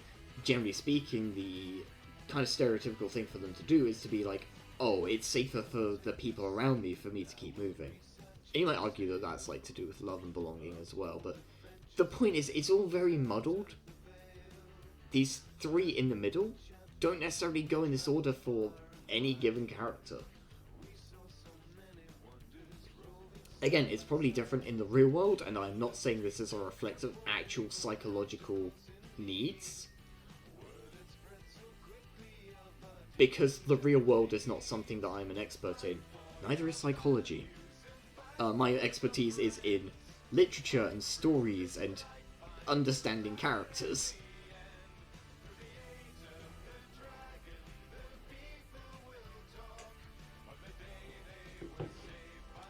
Alright, so how do we convert this into a character? Well, the first thing we're going to do is cut off the top and the bottom. So, physiological needs are just, they're too basic, right? They're too basic and they're too necessary. This is an immovable slab, right? This has to exist in any given character. If your character cannot breathe, they die. Unless you're playing like a lich or something, but let's not go into that territory. The supernatural is not properly represented by Maslow's hierarchy of needs.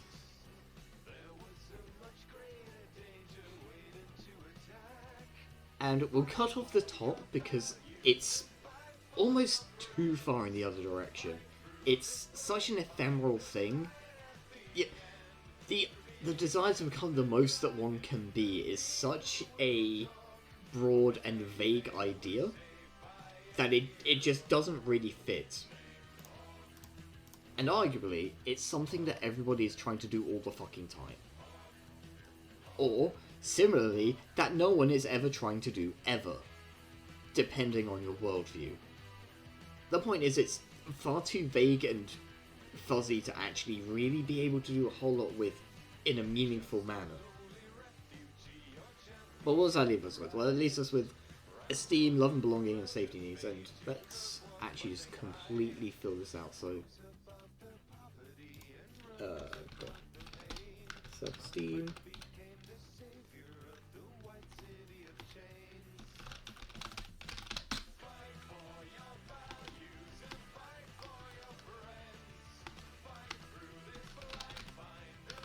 intimacy...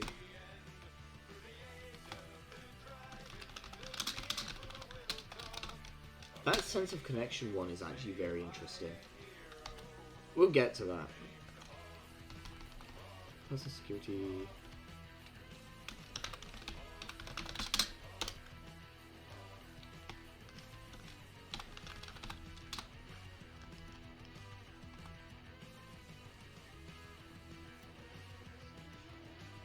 Although, there is one part of physiological needs.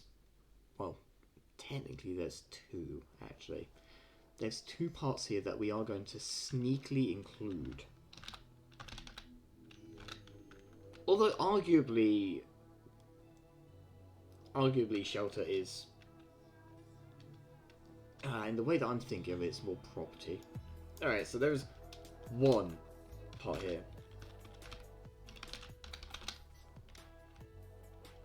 that we are going to take from physiological. So,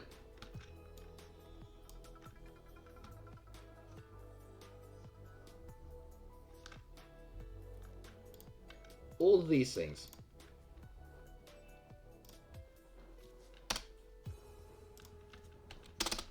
What are all these things? Yes, that's right. They're all motivations. These are all things that could drive your character.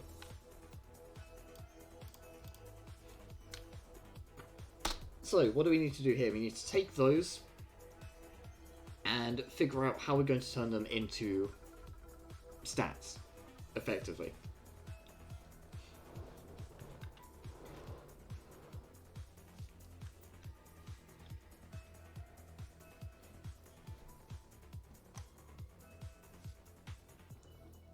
So we could almost do something like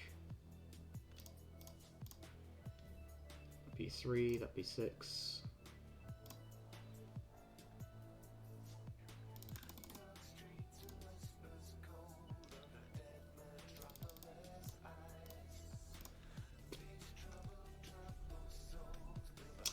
You know, you could have put it somewhere else.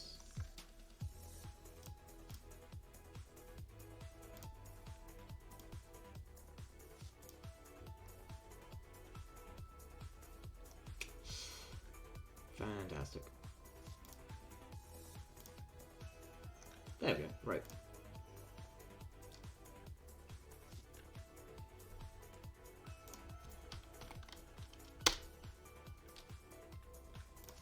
Okay, so we're gonna go da-da-da.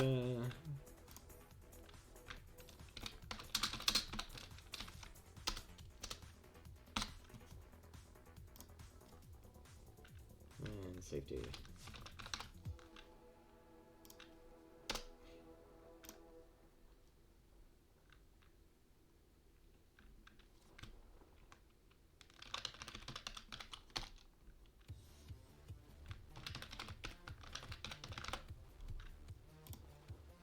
Okay, but I'm already seeing a problem with this.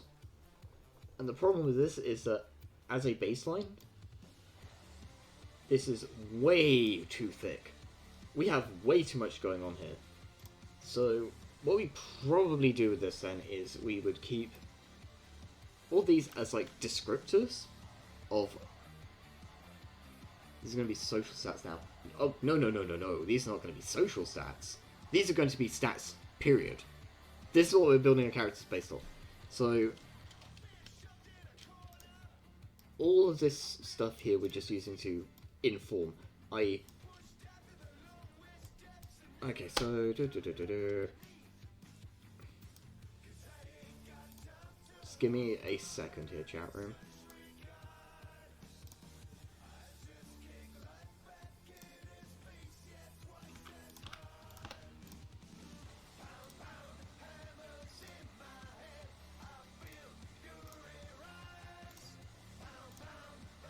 Okie dokie. So,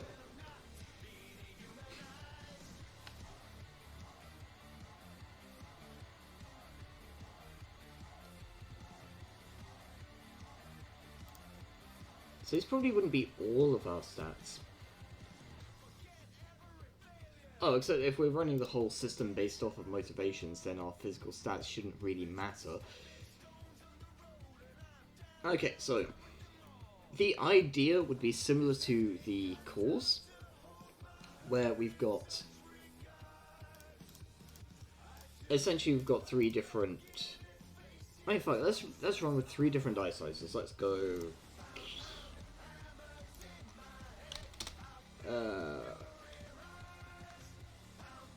I'm going to make this smaller as well.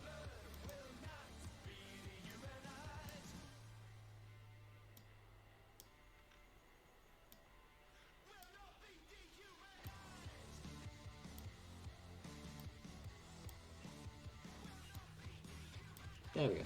So let's go 1d6, 1d8, 1d10. D12 lovers in shambles. I'm very sorry. Or, do you want to widen that? No. We'll keep it as is. We're just throwing ideas at the wall right now. So the idea would be that, you'd rate each of these from most important to least important.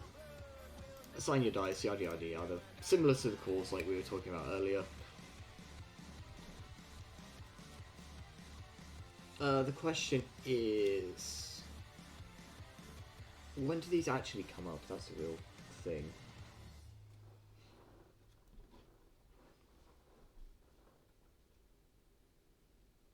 Because it's all well and good, right? But it's like...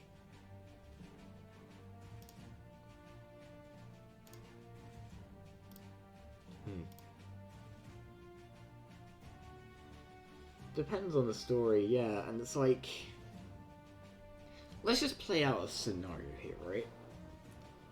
So let's say we have a character who's like walking down the street and they get mugged, right?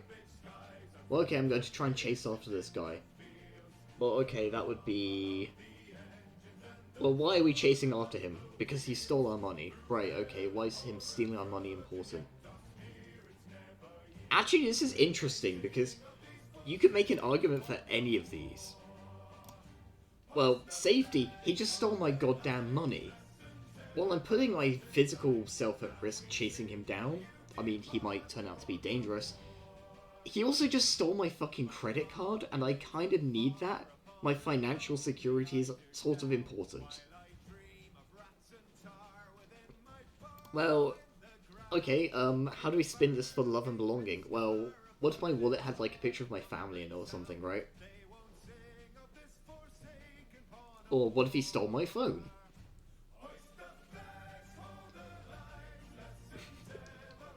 Or perhaps the funniest one, esteem. No punk gets away with just stealing my fucking wallet. Not on my watch. I'm gonna beat the shit out of him because he stole my wallet. And how dare he have the audacity to do so? Okay, no, maybe this works. Maybe this works. Okay, Kaiba would do that? Hell yeah. Not my watch, punk. I was about to make a joke about what Kaiba would throw a fucking trading card at him, and then I remembered, no, that actually happens in the anime.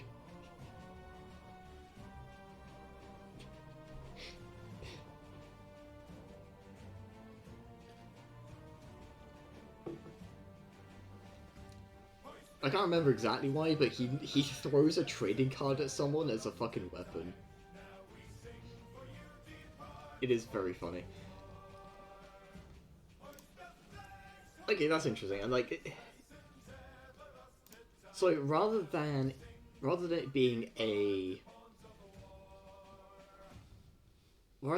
an explanation of, oh, my character's strong, so yeah, mechanically yada yada yada, it would be more about,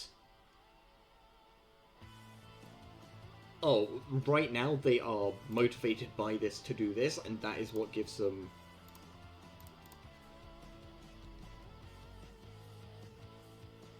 Essentially, that's what gives them, like, fucking power or what have you.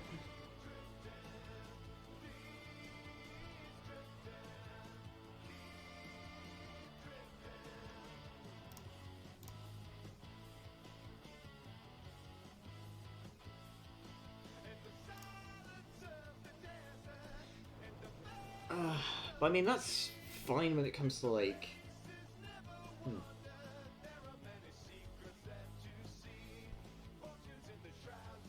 Am I overthinking this? I may be overthinking this.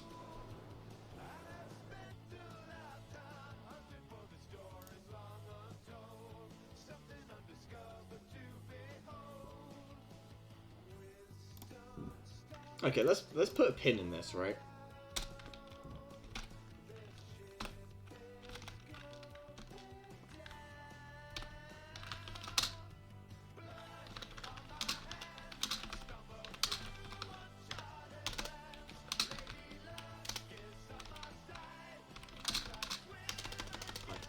barrel.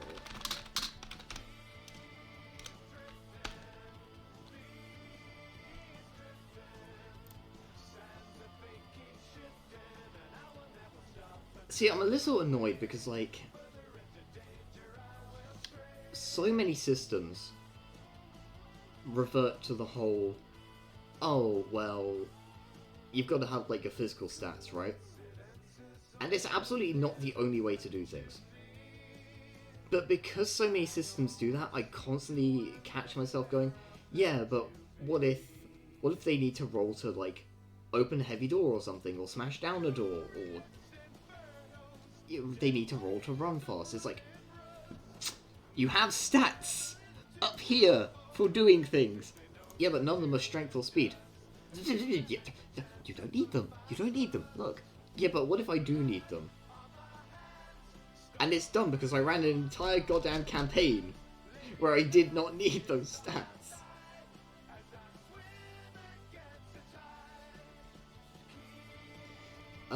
Something that I am a little concerned about is skills.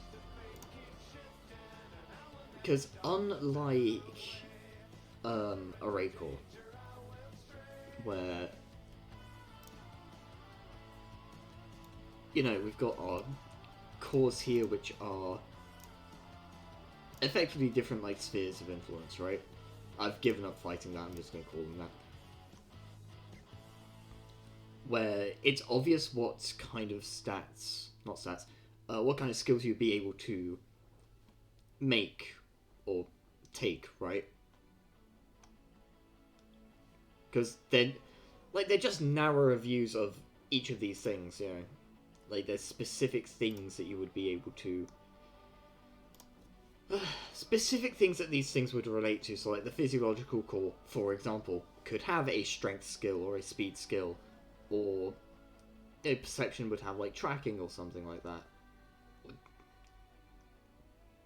Technology could have all sorts of different technologies. You know, like, you could be looking at weapons and stuff, you could be looking at computers, you could be looking at different kinds of locks. You know, it can get as narrow as you need it to be, realistically. What kind of skills can you make off of a Steam?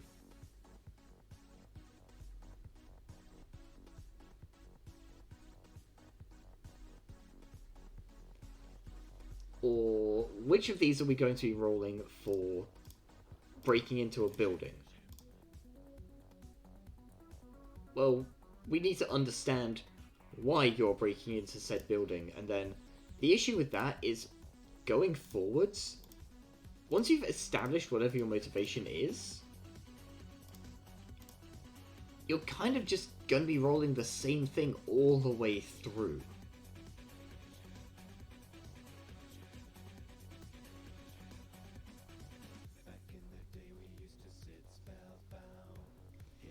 Yeah, this is the fun part of making a system, where you have to sit down and go, okay, well, this idea is cool, but how does it actually work? And this isn't even thinking about, like, the human side of it. Even once I understand this fully and I know how it works and I'm confident that it's going to work, I then have to be able to sell this to players. I need to be able to explain it to the players in a way that is simple for them to understand.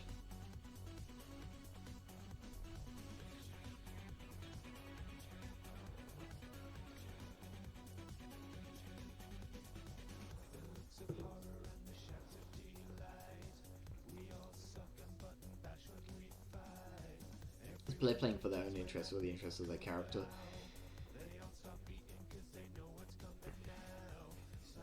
In a way, that's kind of not my problem, right? That's very much the GM's problem. But I think to develop on that, the big question is, or the big problem rather, is you'll get a lot of people who are not as... they're not as ready to roleplay as the system would need them to be. So, I think that's essentially what you're saying as well. yeah, like, there are going to be players out there who, even assuming, like, good faith actors, there are going to be people who just are not as into the game, or role-playing and getting into the character,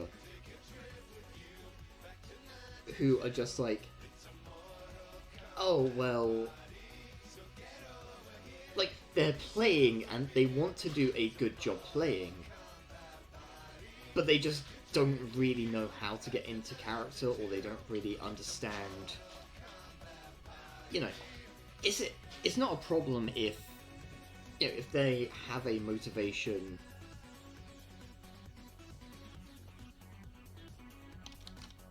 right? If they've got a motivation and they can slap that onto that character, fine.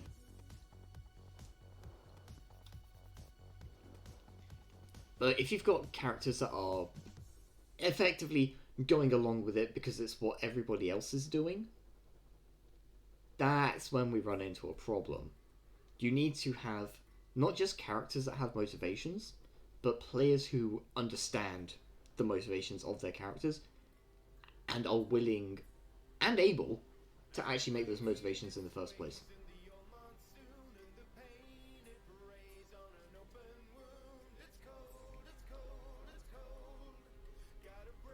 Yeah, this is a system that absolutely does not work for, or just kind of like breaks apart when, yeah, you get essentially murder hobos, right?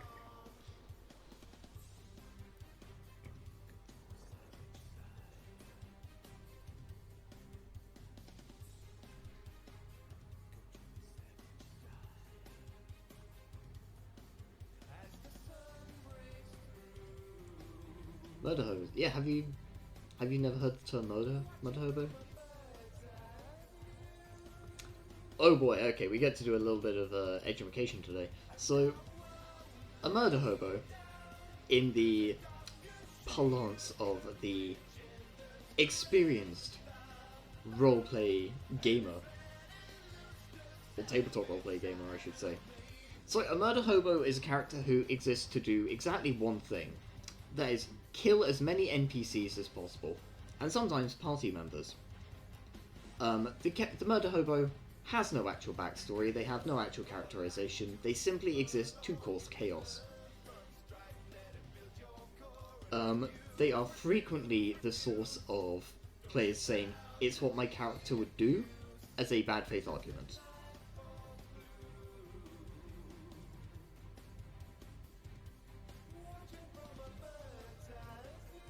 Yeah, if you've heard any sort of roleplay game horror stories, odds are they involved a murder hobo.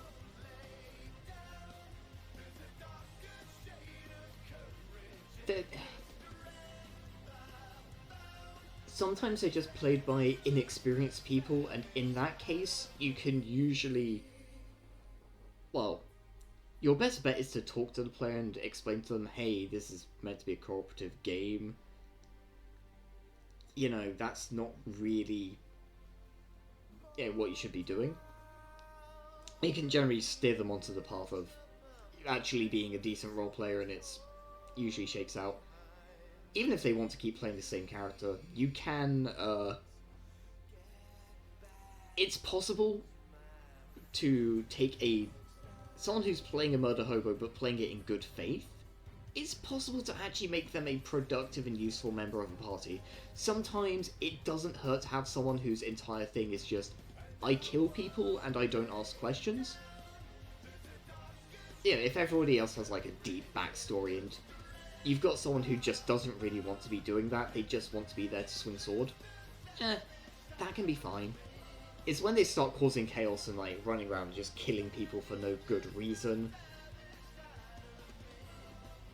that's when you get the problem.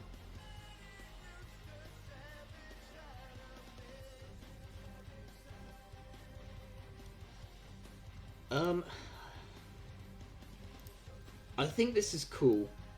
I think this definitely has a place somewhere, but I don't know where it is.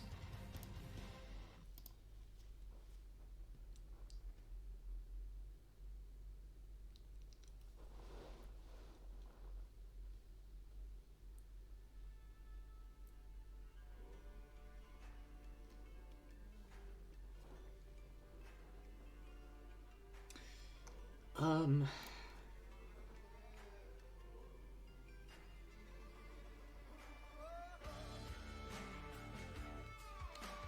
Be a good fit for a rules-light system, I guess.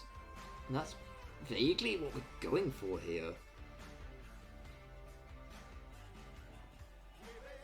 So, the problem with this that I'm seeing, right, is we kind of have to address another question, which is, once we've done the card, well, once this is ready to go, there are going to be two kinds of characters that exist. Those who play children's card games, and those who don't. Now, the stuff with the children's card games is going to be pretty robust. But we also need to have something that, you know, the people who aren't playing children's card games can also do. This would be a bit like if we were making D&D and the whole point was the magic system, right?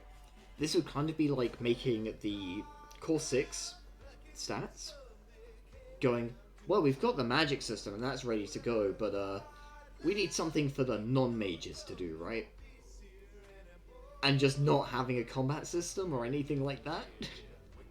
It's kind of our big problem right now.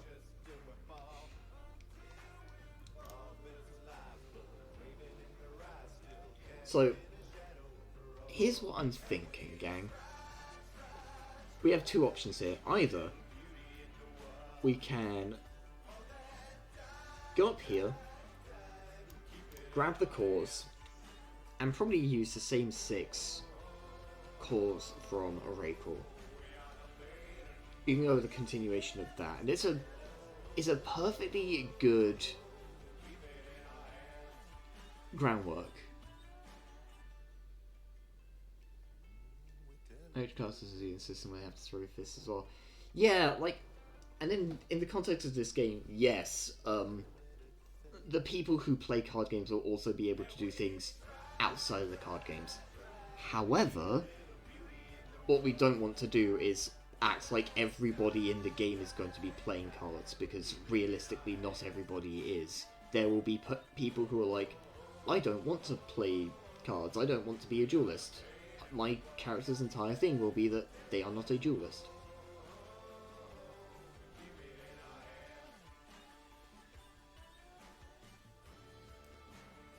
So my big concern right now is making sure that they have something to do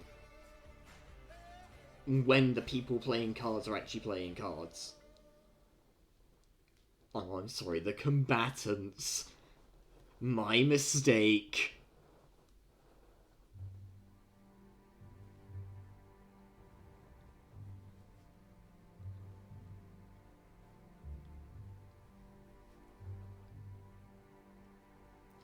But yeah, you see the point. So, our options here are either we can just grab the cores, and that gives us room for skills as well, so theoretically there's not... like, it's a lot more accessible as a system. That's probably for the best. If I'm trying to sell a system, or I say sell a system, I'm trying to pitch a system to people to try out. Which is ultimately the goal here. I do want people to be playing this at some point.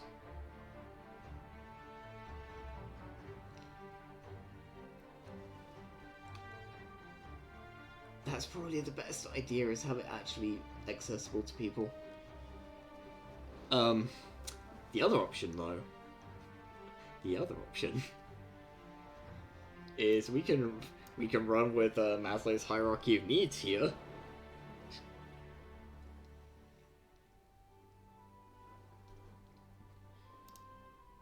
And then we have a nice big gap to fill.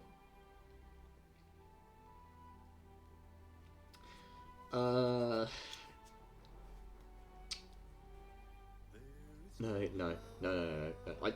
I want to.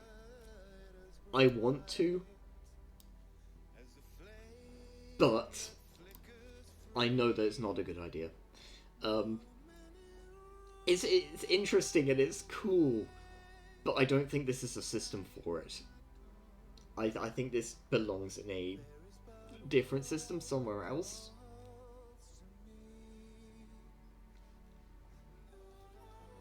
As entertaining as it would be to say, oh, I designed at least part of a system that is based off of Maslow's hierarchy of needs.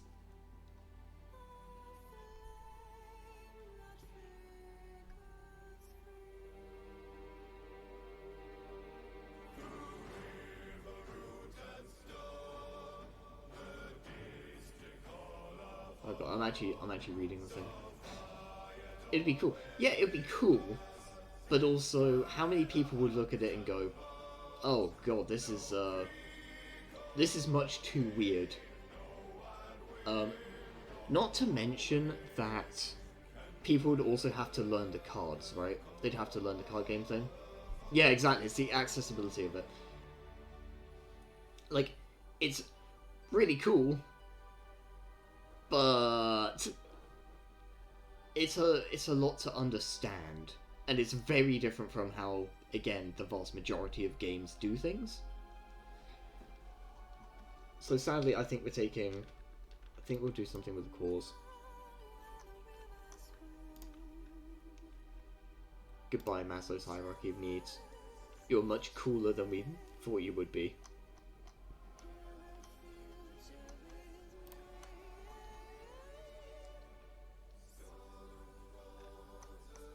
Alright, so let's actually...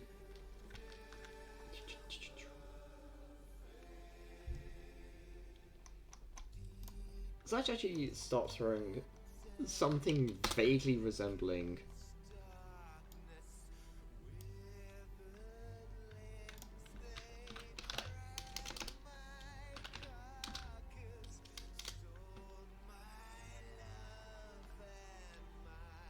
bigger.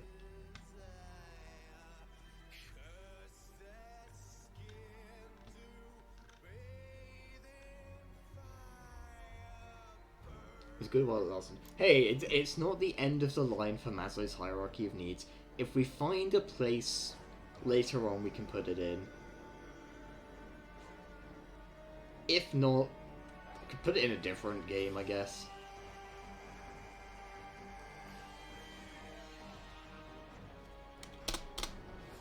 Okay, so let's... how many dice are there in a dice set? 7 minus percentile minus d20 because of d20. So something that I learned from a raid court was the d20, very funny, very much throws the maths of any given encounter out the fucking window. So the way that a raid court works, right, is that in combat you would roll your dice, your opponent would roll their dice. You add modifiers, and then the difference between the two was that that's the damage you would take, right? Which all sounds well and good, until you realise you only have effectively like 8 hit points. If someone's rolling a d20 and they roll a 20, yeah, you're pretty much just fucking dead. It's very funny. But also kind of a problem. Because, if you're only rolling like a d6 or a d4, they don't have to roll particularly high to just outright kill you.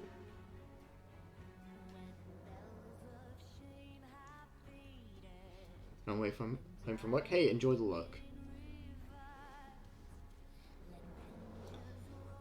Alright, so we need to think about cause, which is just what is important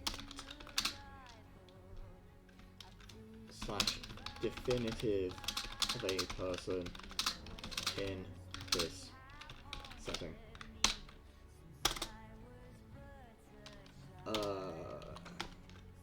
So let's say what abilities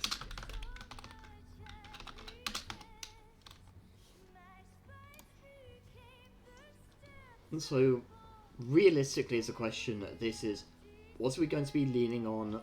What is important for... What's important for making our character, right? So let's think about this for a whole second. So, physical qualities, social. I'm gonna call it social knowledge.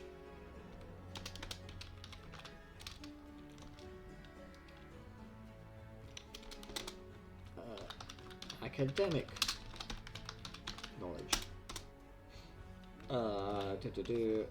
Awareness.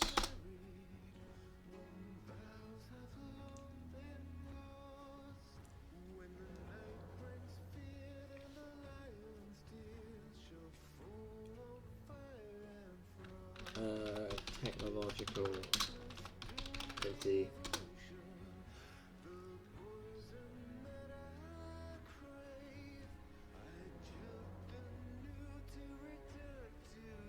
You could argue, like...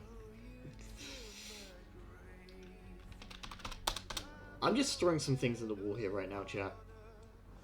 So let's think about luck, artistic ability,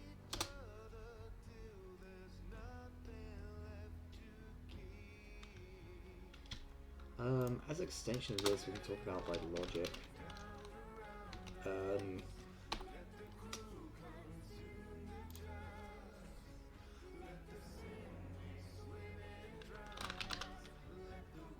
Game sense? I'd imagine that's probably important in a Yu-Gi-Oh setting. But then, similarly to charisma, I also feel like that's something that should just be role-played, but we're not into breaking down what makes these things work or not right now. We are just throwing ideas at the wall.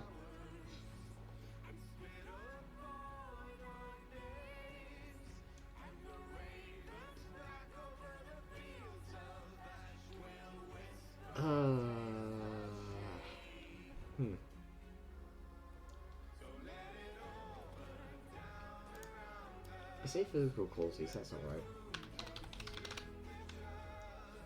It should largely be about ability.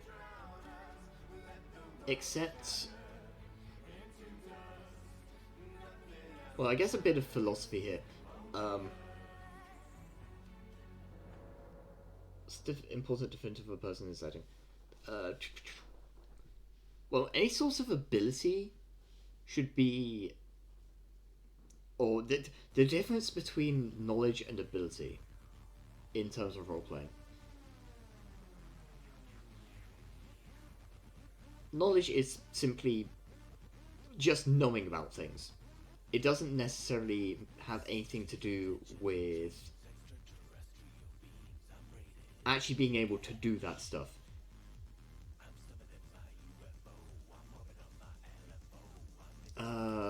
What's a good example? Like, alright, so as an example, like, I know to some degree, I know about, like, I don't know, the fucking...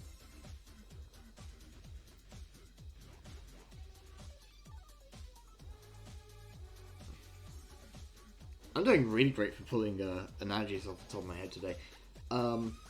Let's talk about sports, right? So, I know how to play football, I know the rules of football. I could explain the offside rule to you, right? Which is a bit of a meme. But, yeah. In terms of, like, actually knowing the rules of the game, yes, I know the rules of the game pretty well. When it comes to actually playing football, you know, it's the difference between knowledge and ability. Yes, I know about it. However, I can't play very well.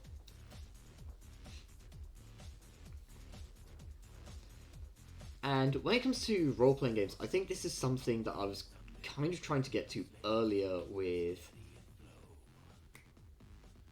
when I was talking about like charisma and stuff, right? Like, when it comes to a role-playing game, I think you should be talking about ability when it comes to, or you should be using stats as how good someone is at actually doing the thing when it's something that you can't do at the table. So, for instance, combat, right? Well, you're not gonna get up and go and fight the fucking DM out in the garden to resolve combat, right? You're not gonna pick up a fucking table and go, alright, buddy, let's go. Roll for initiative. Like, obviously not. Yeah, in those cases, you're obviously going to be rolling the fucking D20. I mean, you could. Yeah, you could. You probably shouldn't.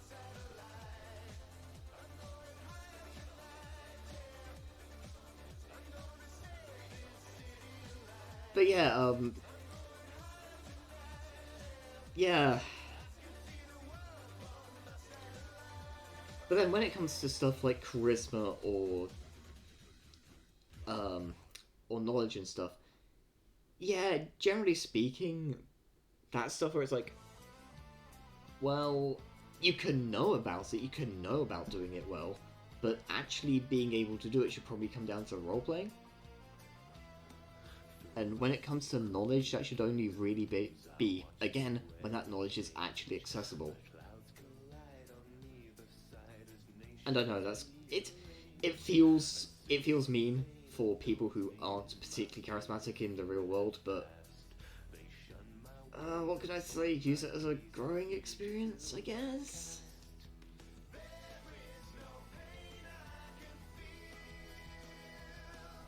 At least it gets around people being like, ha, I rolled a nat 20 of my charisma, that means the barmaid has to sleep with me. Or you could just not be disgusting. That'd be great. There's, I'm just remembering one of the fucking Team Fortress 2 promotional videos. The spy just fucking slaps a scout and just goes, seduce me. If you know, you know. Anyway.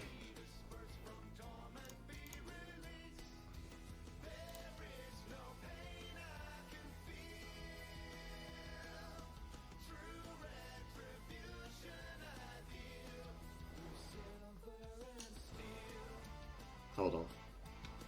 That may be a problem.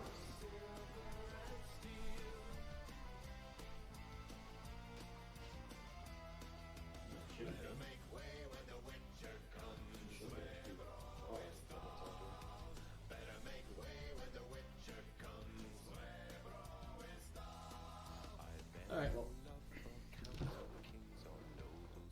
Well, you know, it did not matter at all. Okay, right. Let's focus.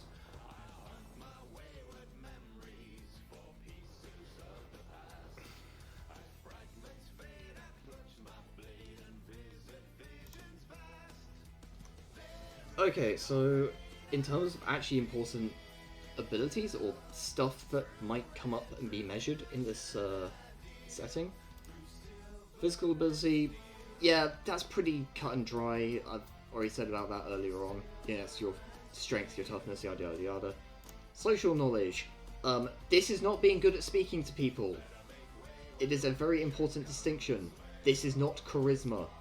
This is knowing what certain groups are like. This is knowing about famous people. This is knowing about celebrities. This is understanding the relationships between them. This is understanding relationships between other people. You can specialize this into different skills if you want to.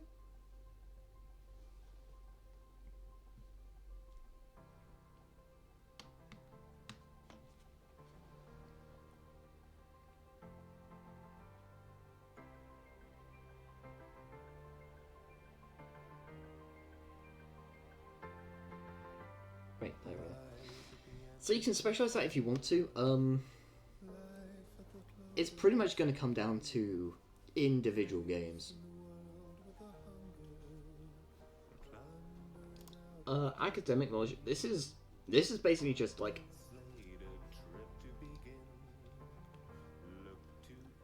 well, it's exactly what it sounds like. This is shit you would learn in school. We have logic here. This is another stat that I've seen from time to time that I don't really like. Again, I think it's something that... Okay, let's look at it like this. And I'm aware there's a middle ground that can be struck here. But I just want to posit this as like a scenario first. So, let's assume that at some point during your adventure you come across a puzzle. And it's purely like a logic-based puzzle. Well, okay. We have a logic stat. And you can't figure it out yourself. So, you roll logic. You roll well. The DM then tells you how to solve the puzzle.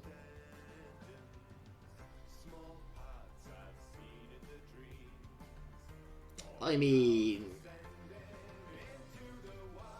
Now again, there is a middle ground that can be struck here, like the GM gives you clues. And they give you a hint towards solving the puzzle, and that's fine. But again... There's definitely a class of player that I am constantly frustrated by, and that is the "but I rolled a 20" crowd. And these are people who... These are the same people who usually parrot, "Oh, I rolled a 20 on a skill check, that means I succeed." In terms of D&D, that's not actually a rule. That's not actually a thing that exists. You can roll a 20 on a skill check and still fail.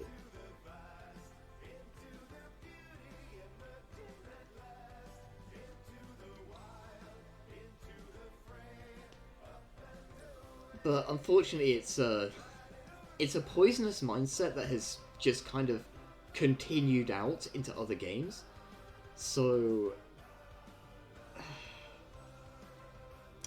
how do we put this? There would be a certain subset of players who will come across any puzzle, roll logic, and then just demand that the DM tell them what the answer is because they rolled well.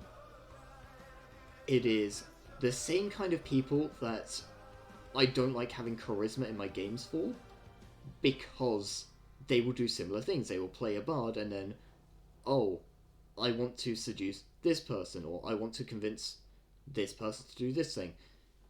I want to convince the king to make me king, to cede the crown to me." Well, the king would never do that. Of course the king would never do that, for a variety of reasons. But you do have this subset of players who will go, "But I rolled a 20 on my charisma."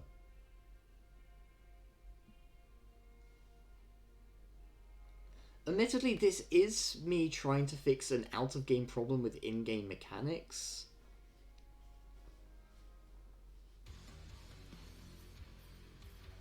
And that's probably the biggest weakness of my argument, is that, yeah, this isn't really to do with the mechanics so much, it's more to do with like the kinds of players you're anticipating. But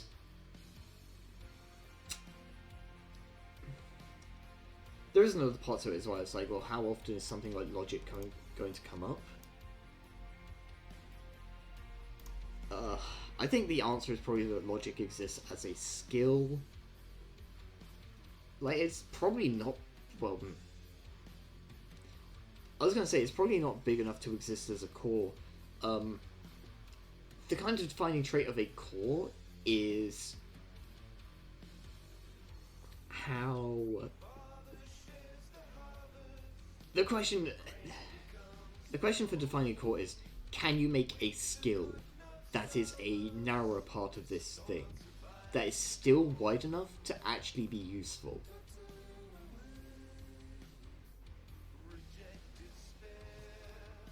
I think logic works better as a skill under either academics or awareness.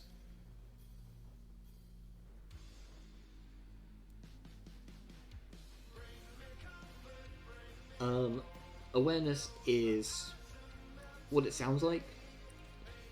Realistically, it is... How did I define it in here? Because I defined it differently here.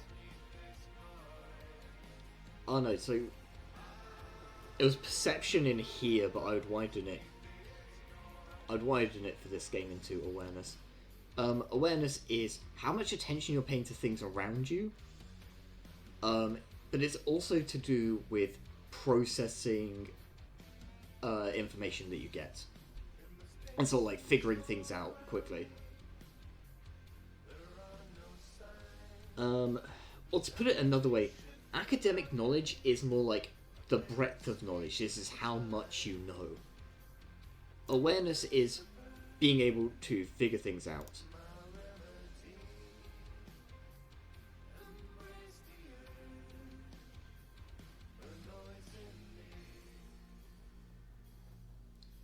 But then that runs into a similar problem of I rolled high on awareness to tell me the answer.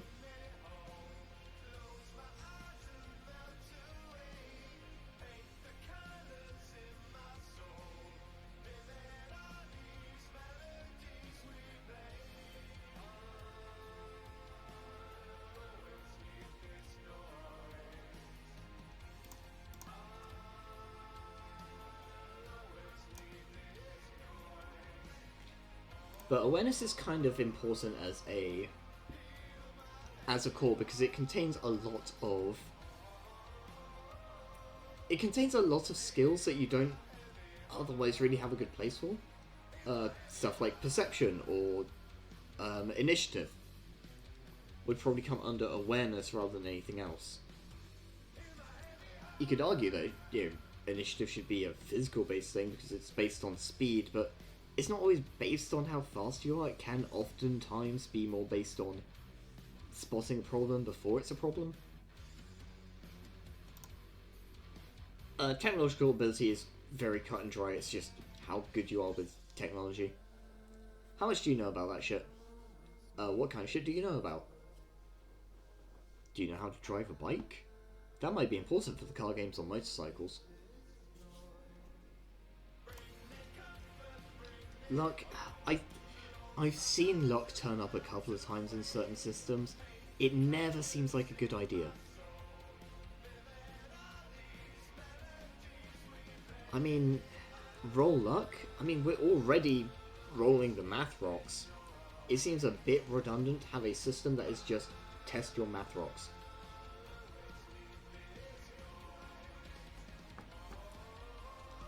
I think in certain settings it's thematic and it fits, but I don't know, it's a janky one, and there's not really anything you can build off of it either. It's just kind of there.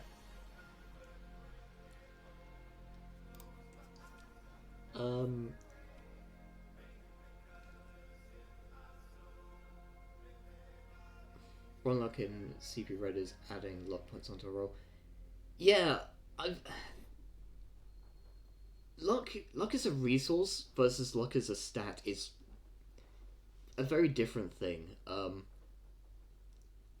Because there's stuff like edge points, right? Or fate uses fate points. And you can roughly equate these to luck as well, right? And yeah, generally what they do is like they'll let you re-roll something or they'll add points onto a roll. I think that's a good way of doing luck.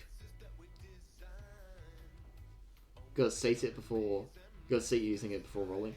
Yeah, that's fair.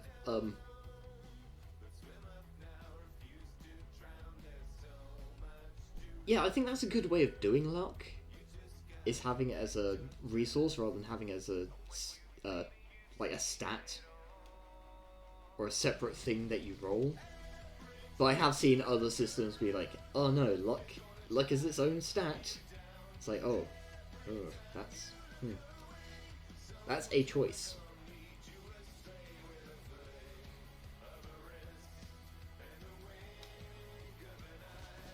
Alright, I want to get something actually useful done today in terms of making the system, so... artistic ability, I don't know, I was throwing shit at the wall. I don't think this would really come up particularly often.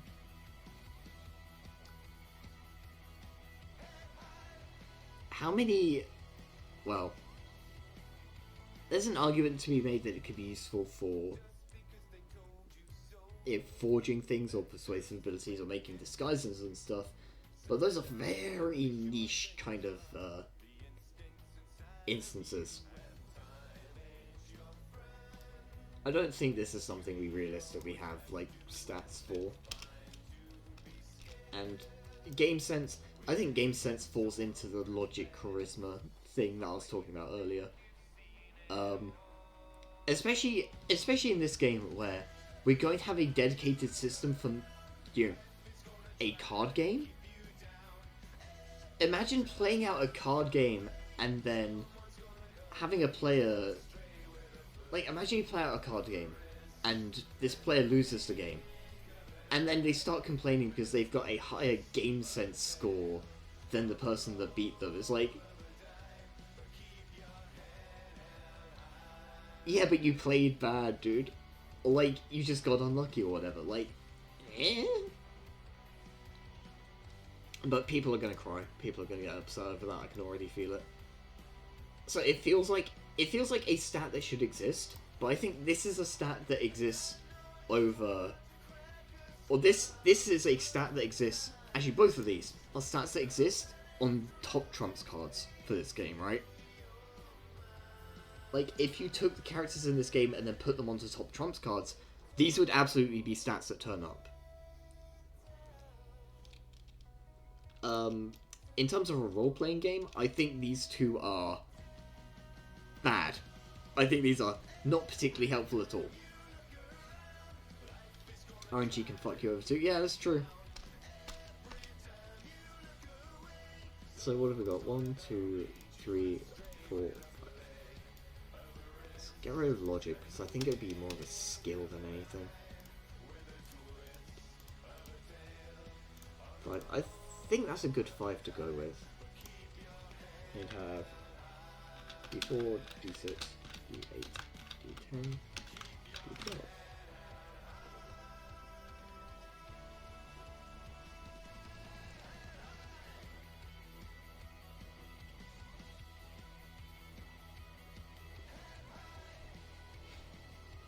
So this is very similar to the array core stats, but we're just gonna put some definitions down.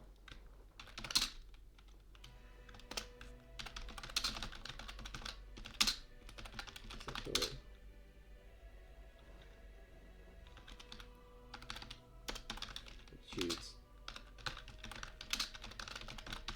strength, agility, endurance,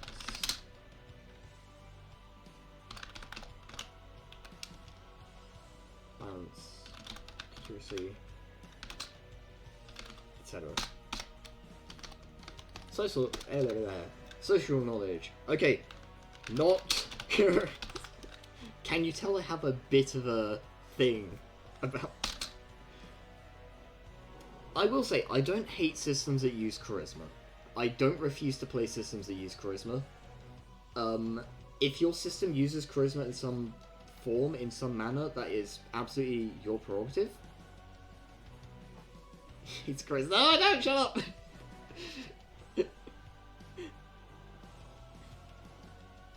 No, I've used charisma in systems in the past. I play games that have charisma and it's fine. It's just, as a game designer, it's something that I want to avoid putting into my games. Because I've seen people misuse it. If it works for you and your system, then hey, absolutely go for it. This...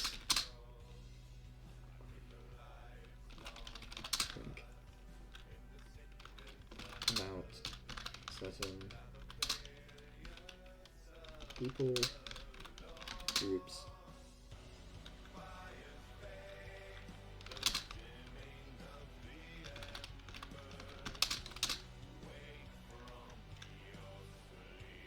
How have I misspelled etiquette? Okay, how have I misspelled etiquette? That's a silly word.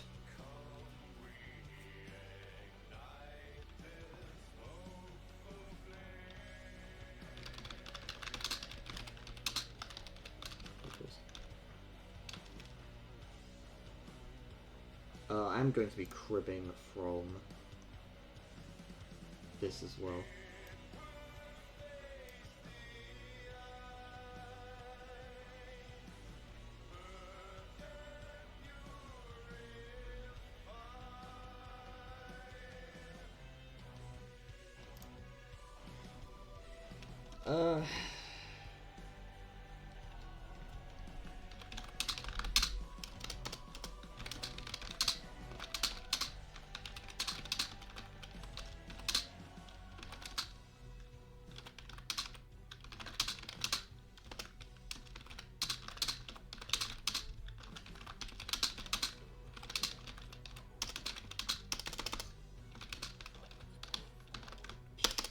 No.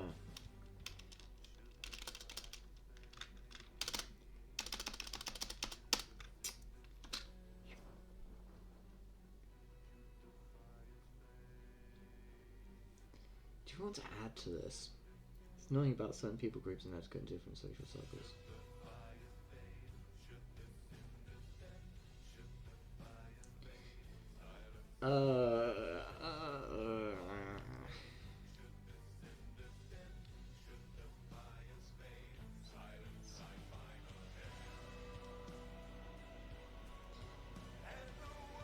We'll leave that as it is for now. I'm sure I'll want to come back to that later, but for now. Academic knowledge. Yes.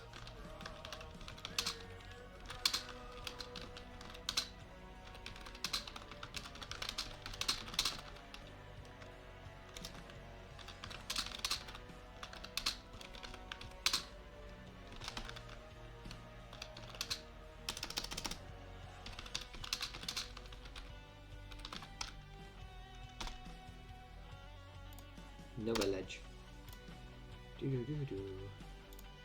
Awareness.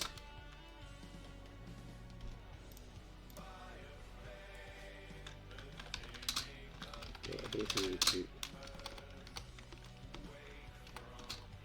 characters. Process information quickly and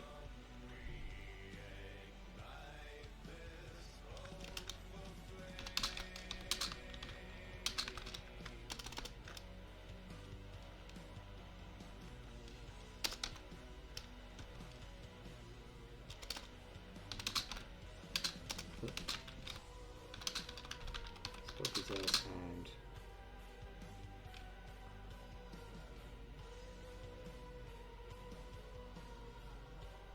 character abilities, spot details, and what do we put in perception for the other one?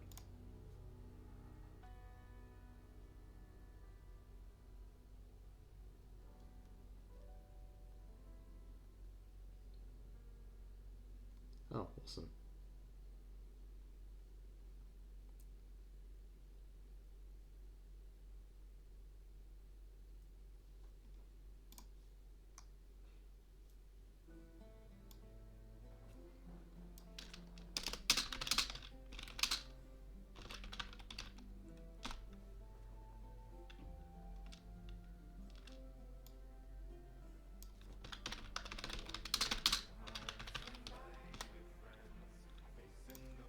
Technological ability is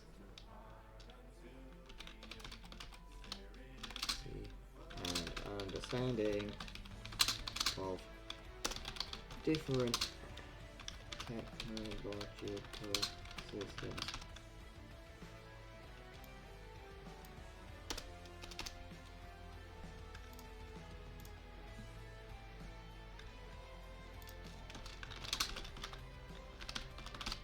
Chemical systems. There you go.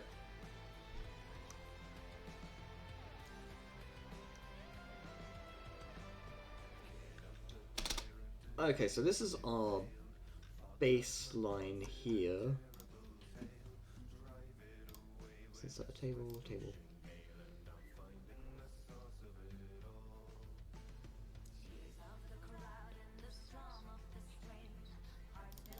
So we want 5 and 2.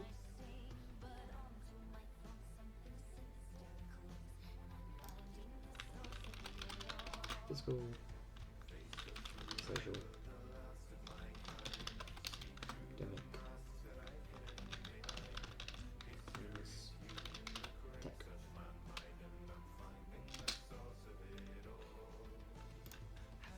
And we have 1d4, 1d6, 1d8, 1d10, 1d12. Hooray, we have a baseline.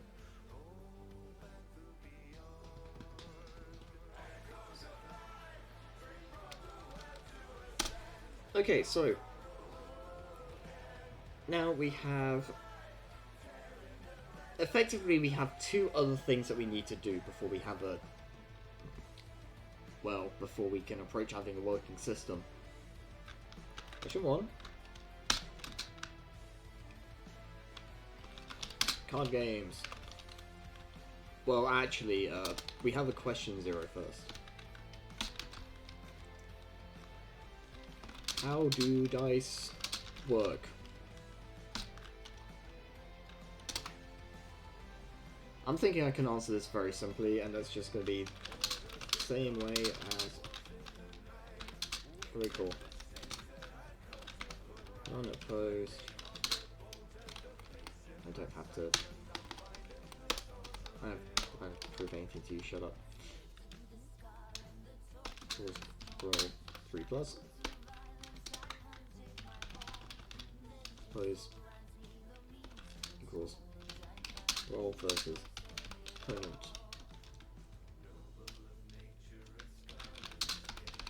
I roll wins.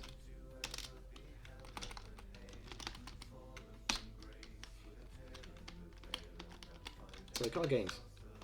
How I need to type in all that. How do they work? And then question 2. Non-card games.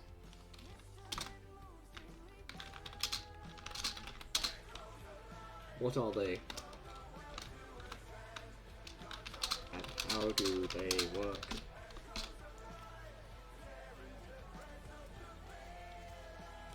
Admittedly, this may not be something we have to ask about,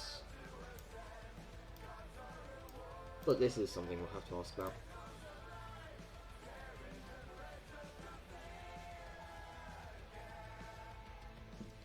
Or, okay, the actual question, right, which is really, question 2.5? What are the... spacing. Non-combatants doing while the card games are happening?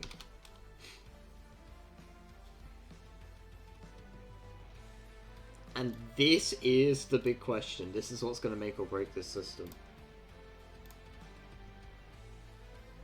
Because you can have a group of people who are all, you know, combatants and actually playing the card game. But, you know, if you have one character who is, like, you're not going to have everybody playing a card game at the same time. That would be unmanageable. That would be pure fucking pandemonium. It would be chaos. So, you have to answer the question of what can these people do while their friend is dueling, right?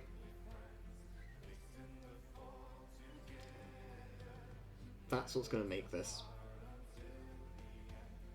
or break this, because the answer can't be nothing. They have to be able to do something. Whether that's must you.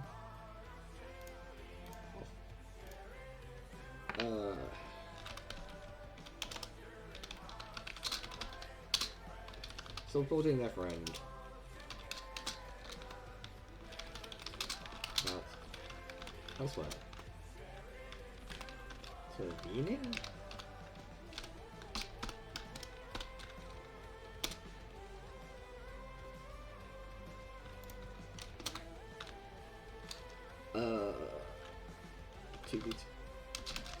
Tag slash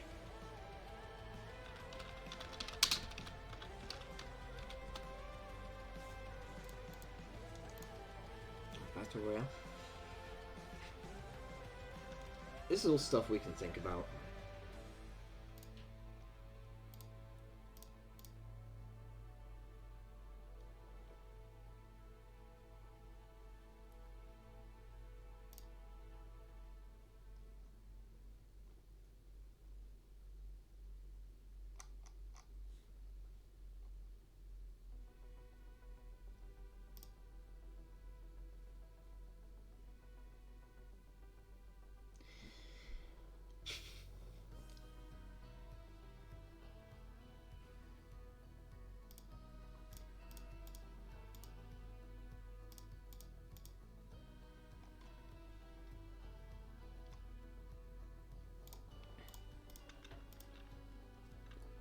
There's another question as well, although it's just part of the card games.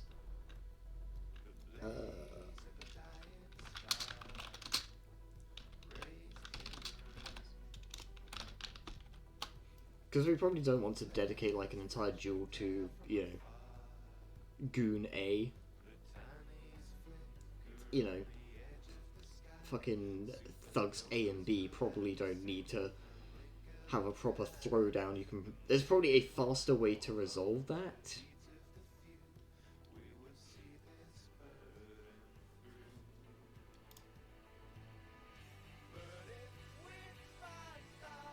Okay, so let's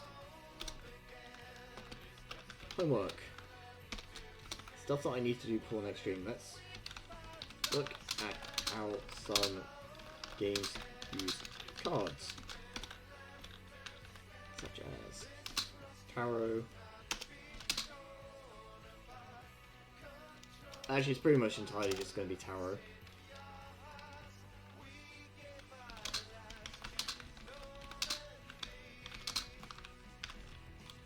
Other UK fan games.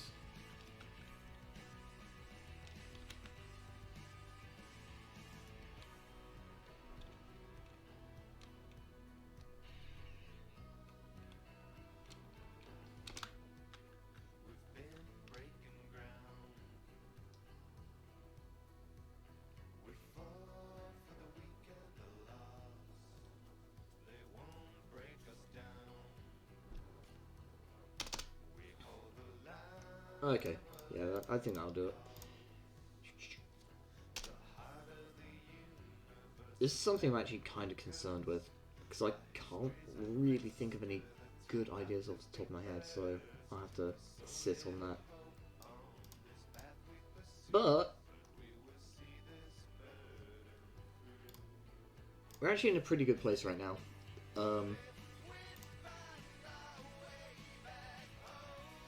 We've got a solid core of abilities that can be built on.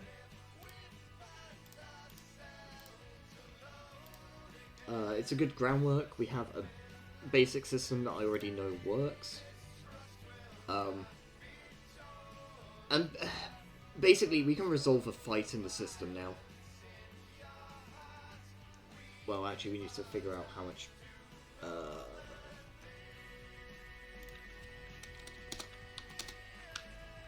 0.5.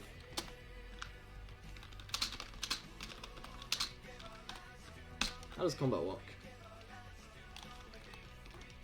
Slash HP.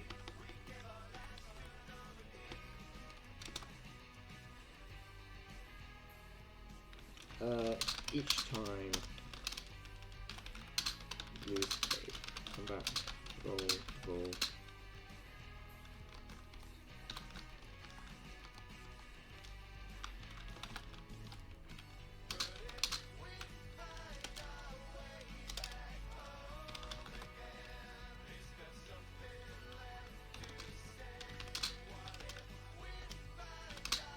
That's one for... Point 2. Loss. Bye-bye.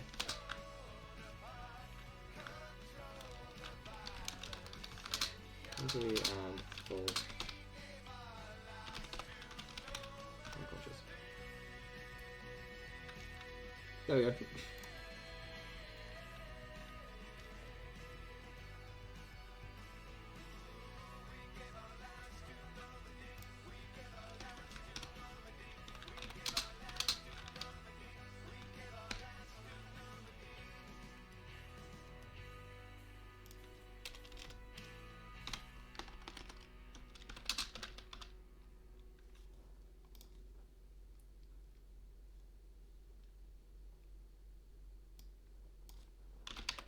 Clean that up. Sick.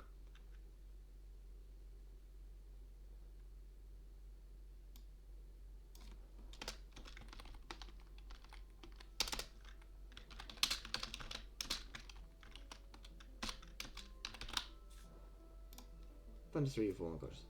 Okay, we now have a combat. We now have a combat system. It's kind of janky, kind of crusty, but it works.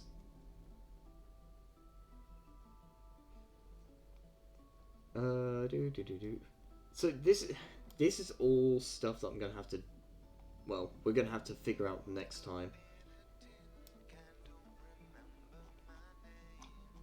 But I think for now we're actually in a pretty good place.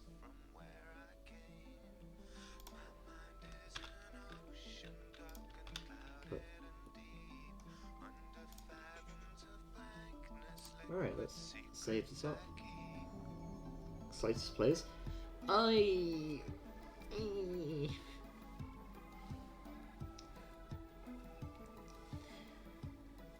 want to say... I think it's too early to say, right?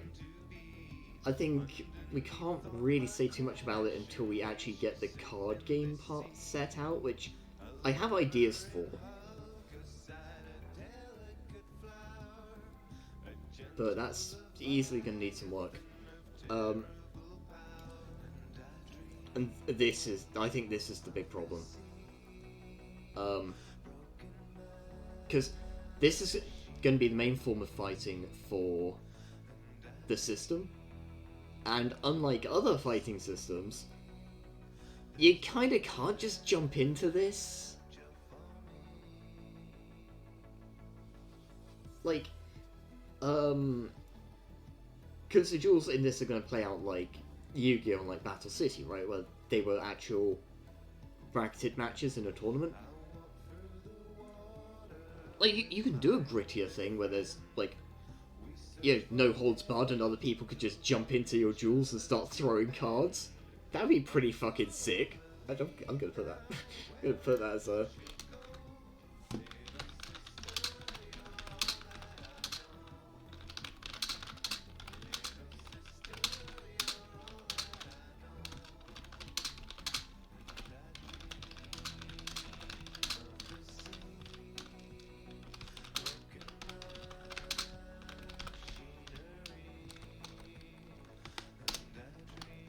Goddamn animals.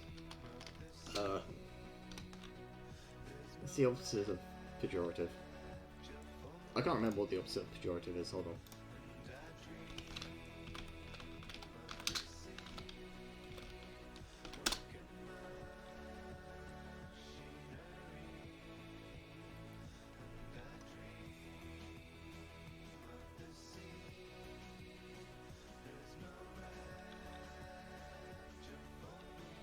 Yeah, but I'm looking for an antonym, not...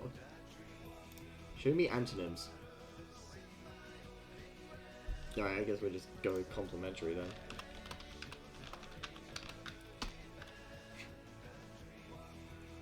Hell yeah. I actually love that as an idea. Preventing the evil historical curse to appears Earth once every 4,000 years. Easy answer to 2.5.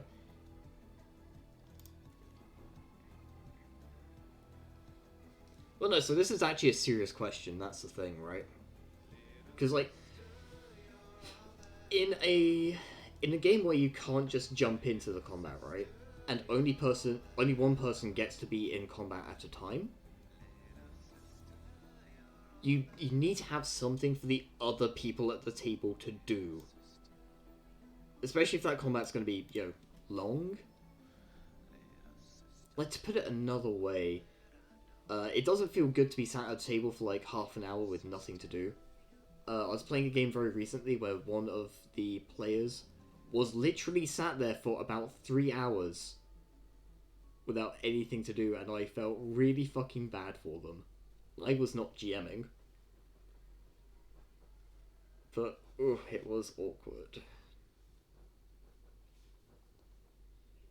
But yeah, so I need to figure out, there's got to be something that the people who aren't currently in the card game can do, even if that's just fucking off and doing something else elsewhere.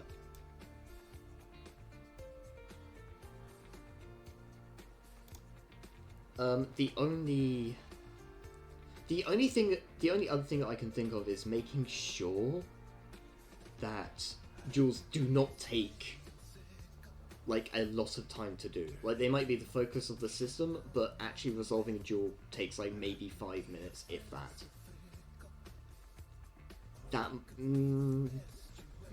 Actually, that might be doable. But whatever, these are questions for next time. I'm actually gonna... Well, we've been streaming for about 3 hours, so I'm gonna wrap.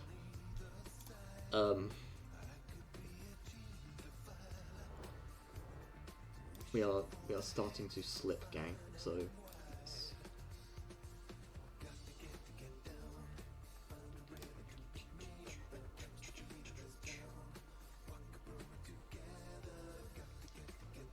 Dang it. Yeah, I'm sorry, gang. I only have so much power in me.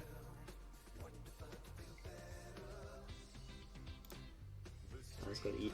I read that as cat, alright? That should put you, like, roughly in the ballpark of where I am mentally. I read that as man's got a cat, and I did not question it.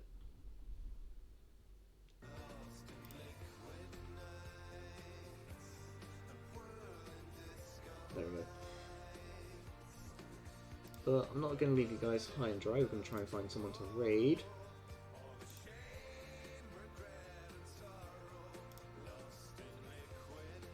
Which of these people are actually live? That's the question.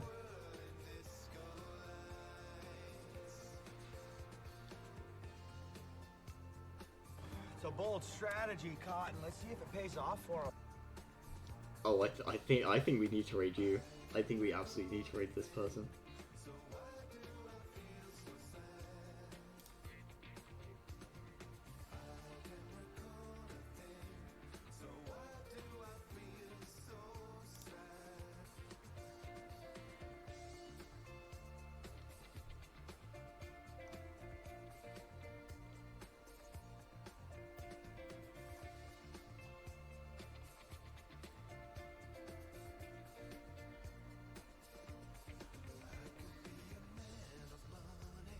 Okay, so we will go and raid.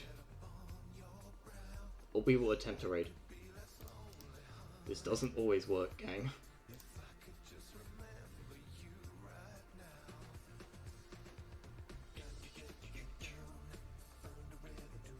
Alright, so I actually set up the raid in the end stream, but I'll do a little bit of a read for them. We're going to go and raid Laura Benz 13. She is currently playing Yu-Gi-Oh! Duel Links. So actually vaguely related to what we were doing here. We're raiding them simply because they are doing a Kaiba cosplay. Which is absolutely based. Assuming the raid actually works. So I'll go ahead and get that set up. But in the meantime, I have been Kallen. Thank you very much for popping by. Thank you for watching. Salutes to those of you in the VOD. Keep your fucking firelights burning, or whatever it is. I love and appreciate all of you. I will be back tomorrow, 5 PM. We'll be continuing Star Rail.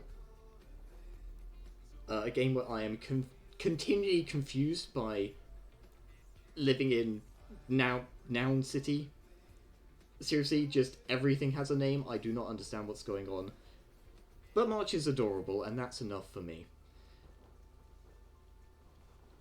But also, I've been Kallen. Thank you so very much for popping by, for chatting, for the honks and the bonks. And I will see you all in the next one. I'm going to set up the raid, and until next time, farewell.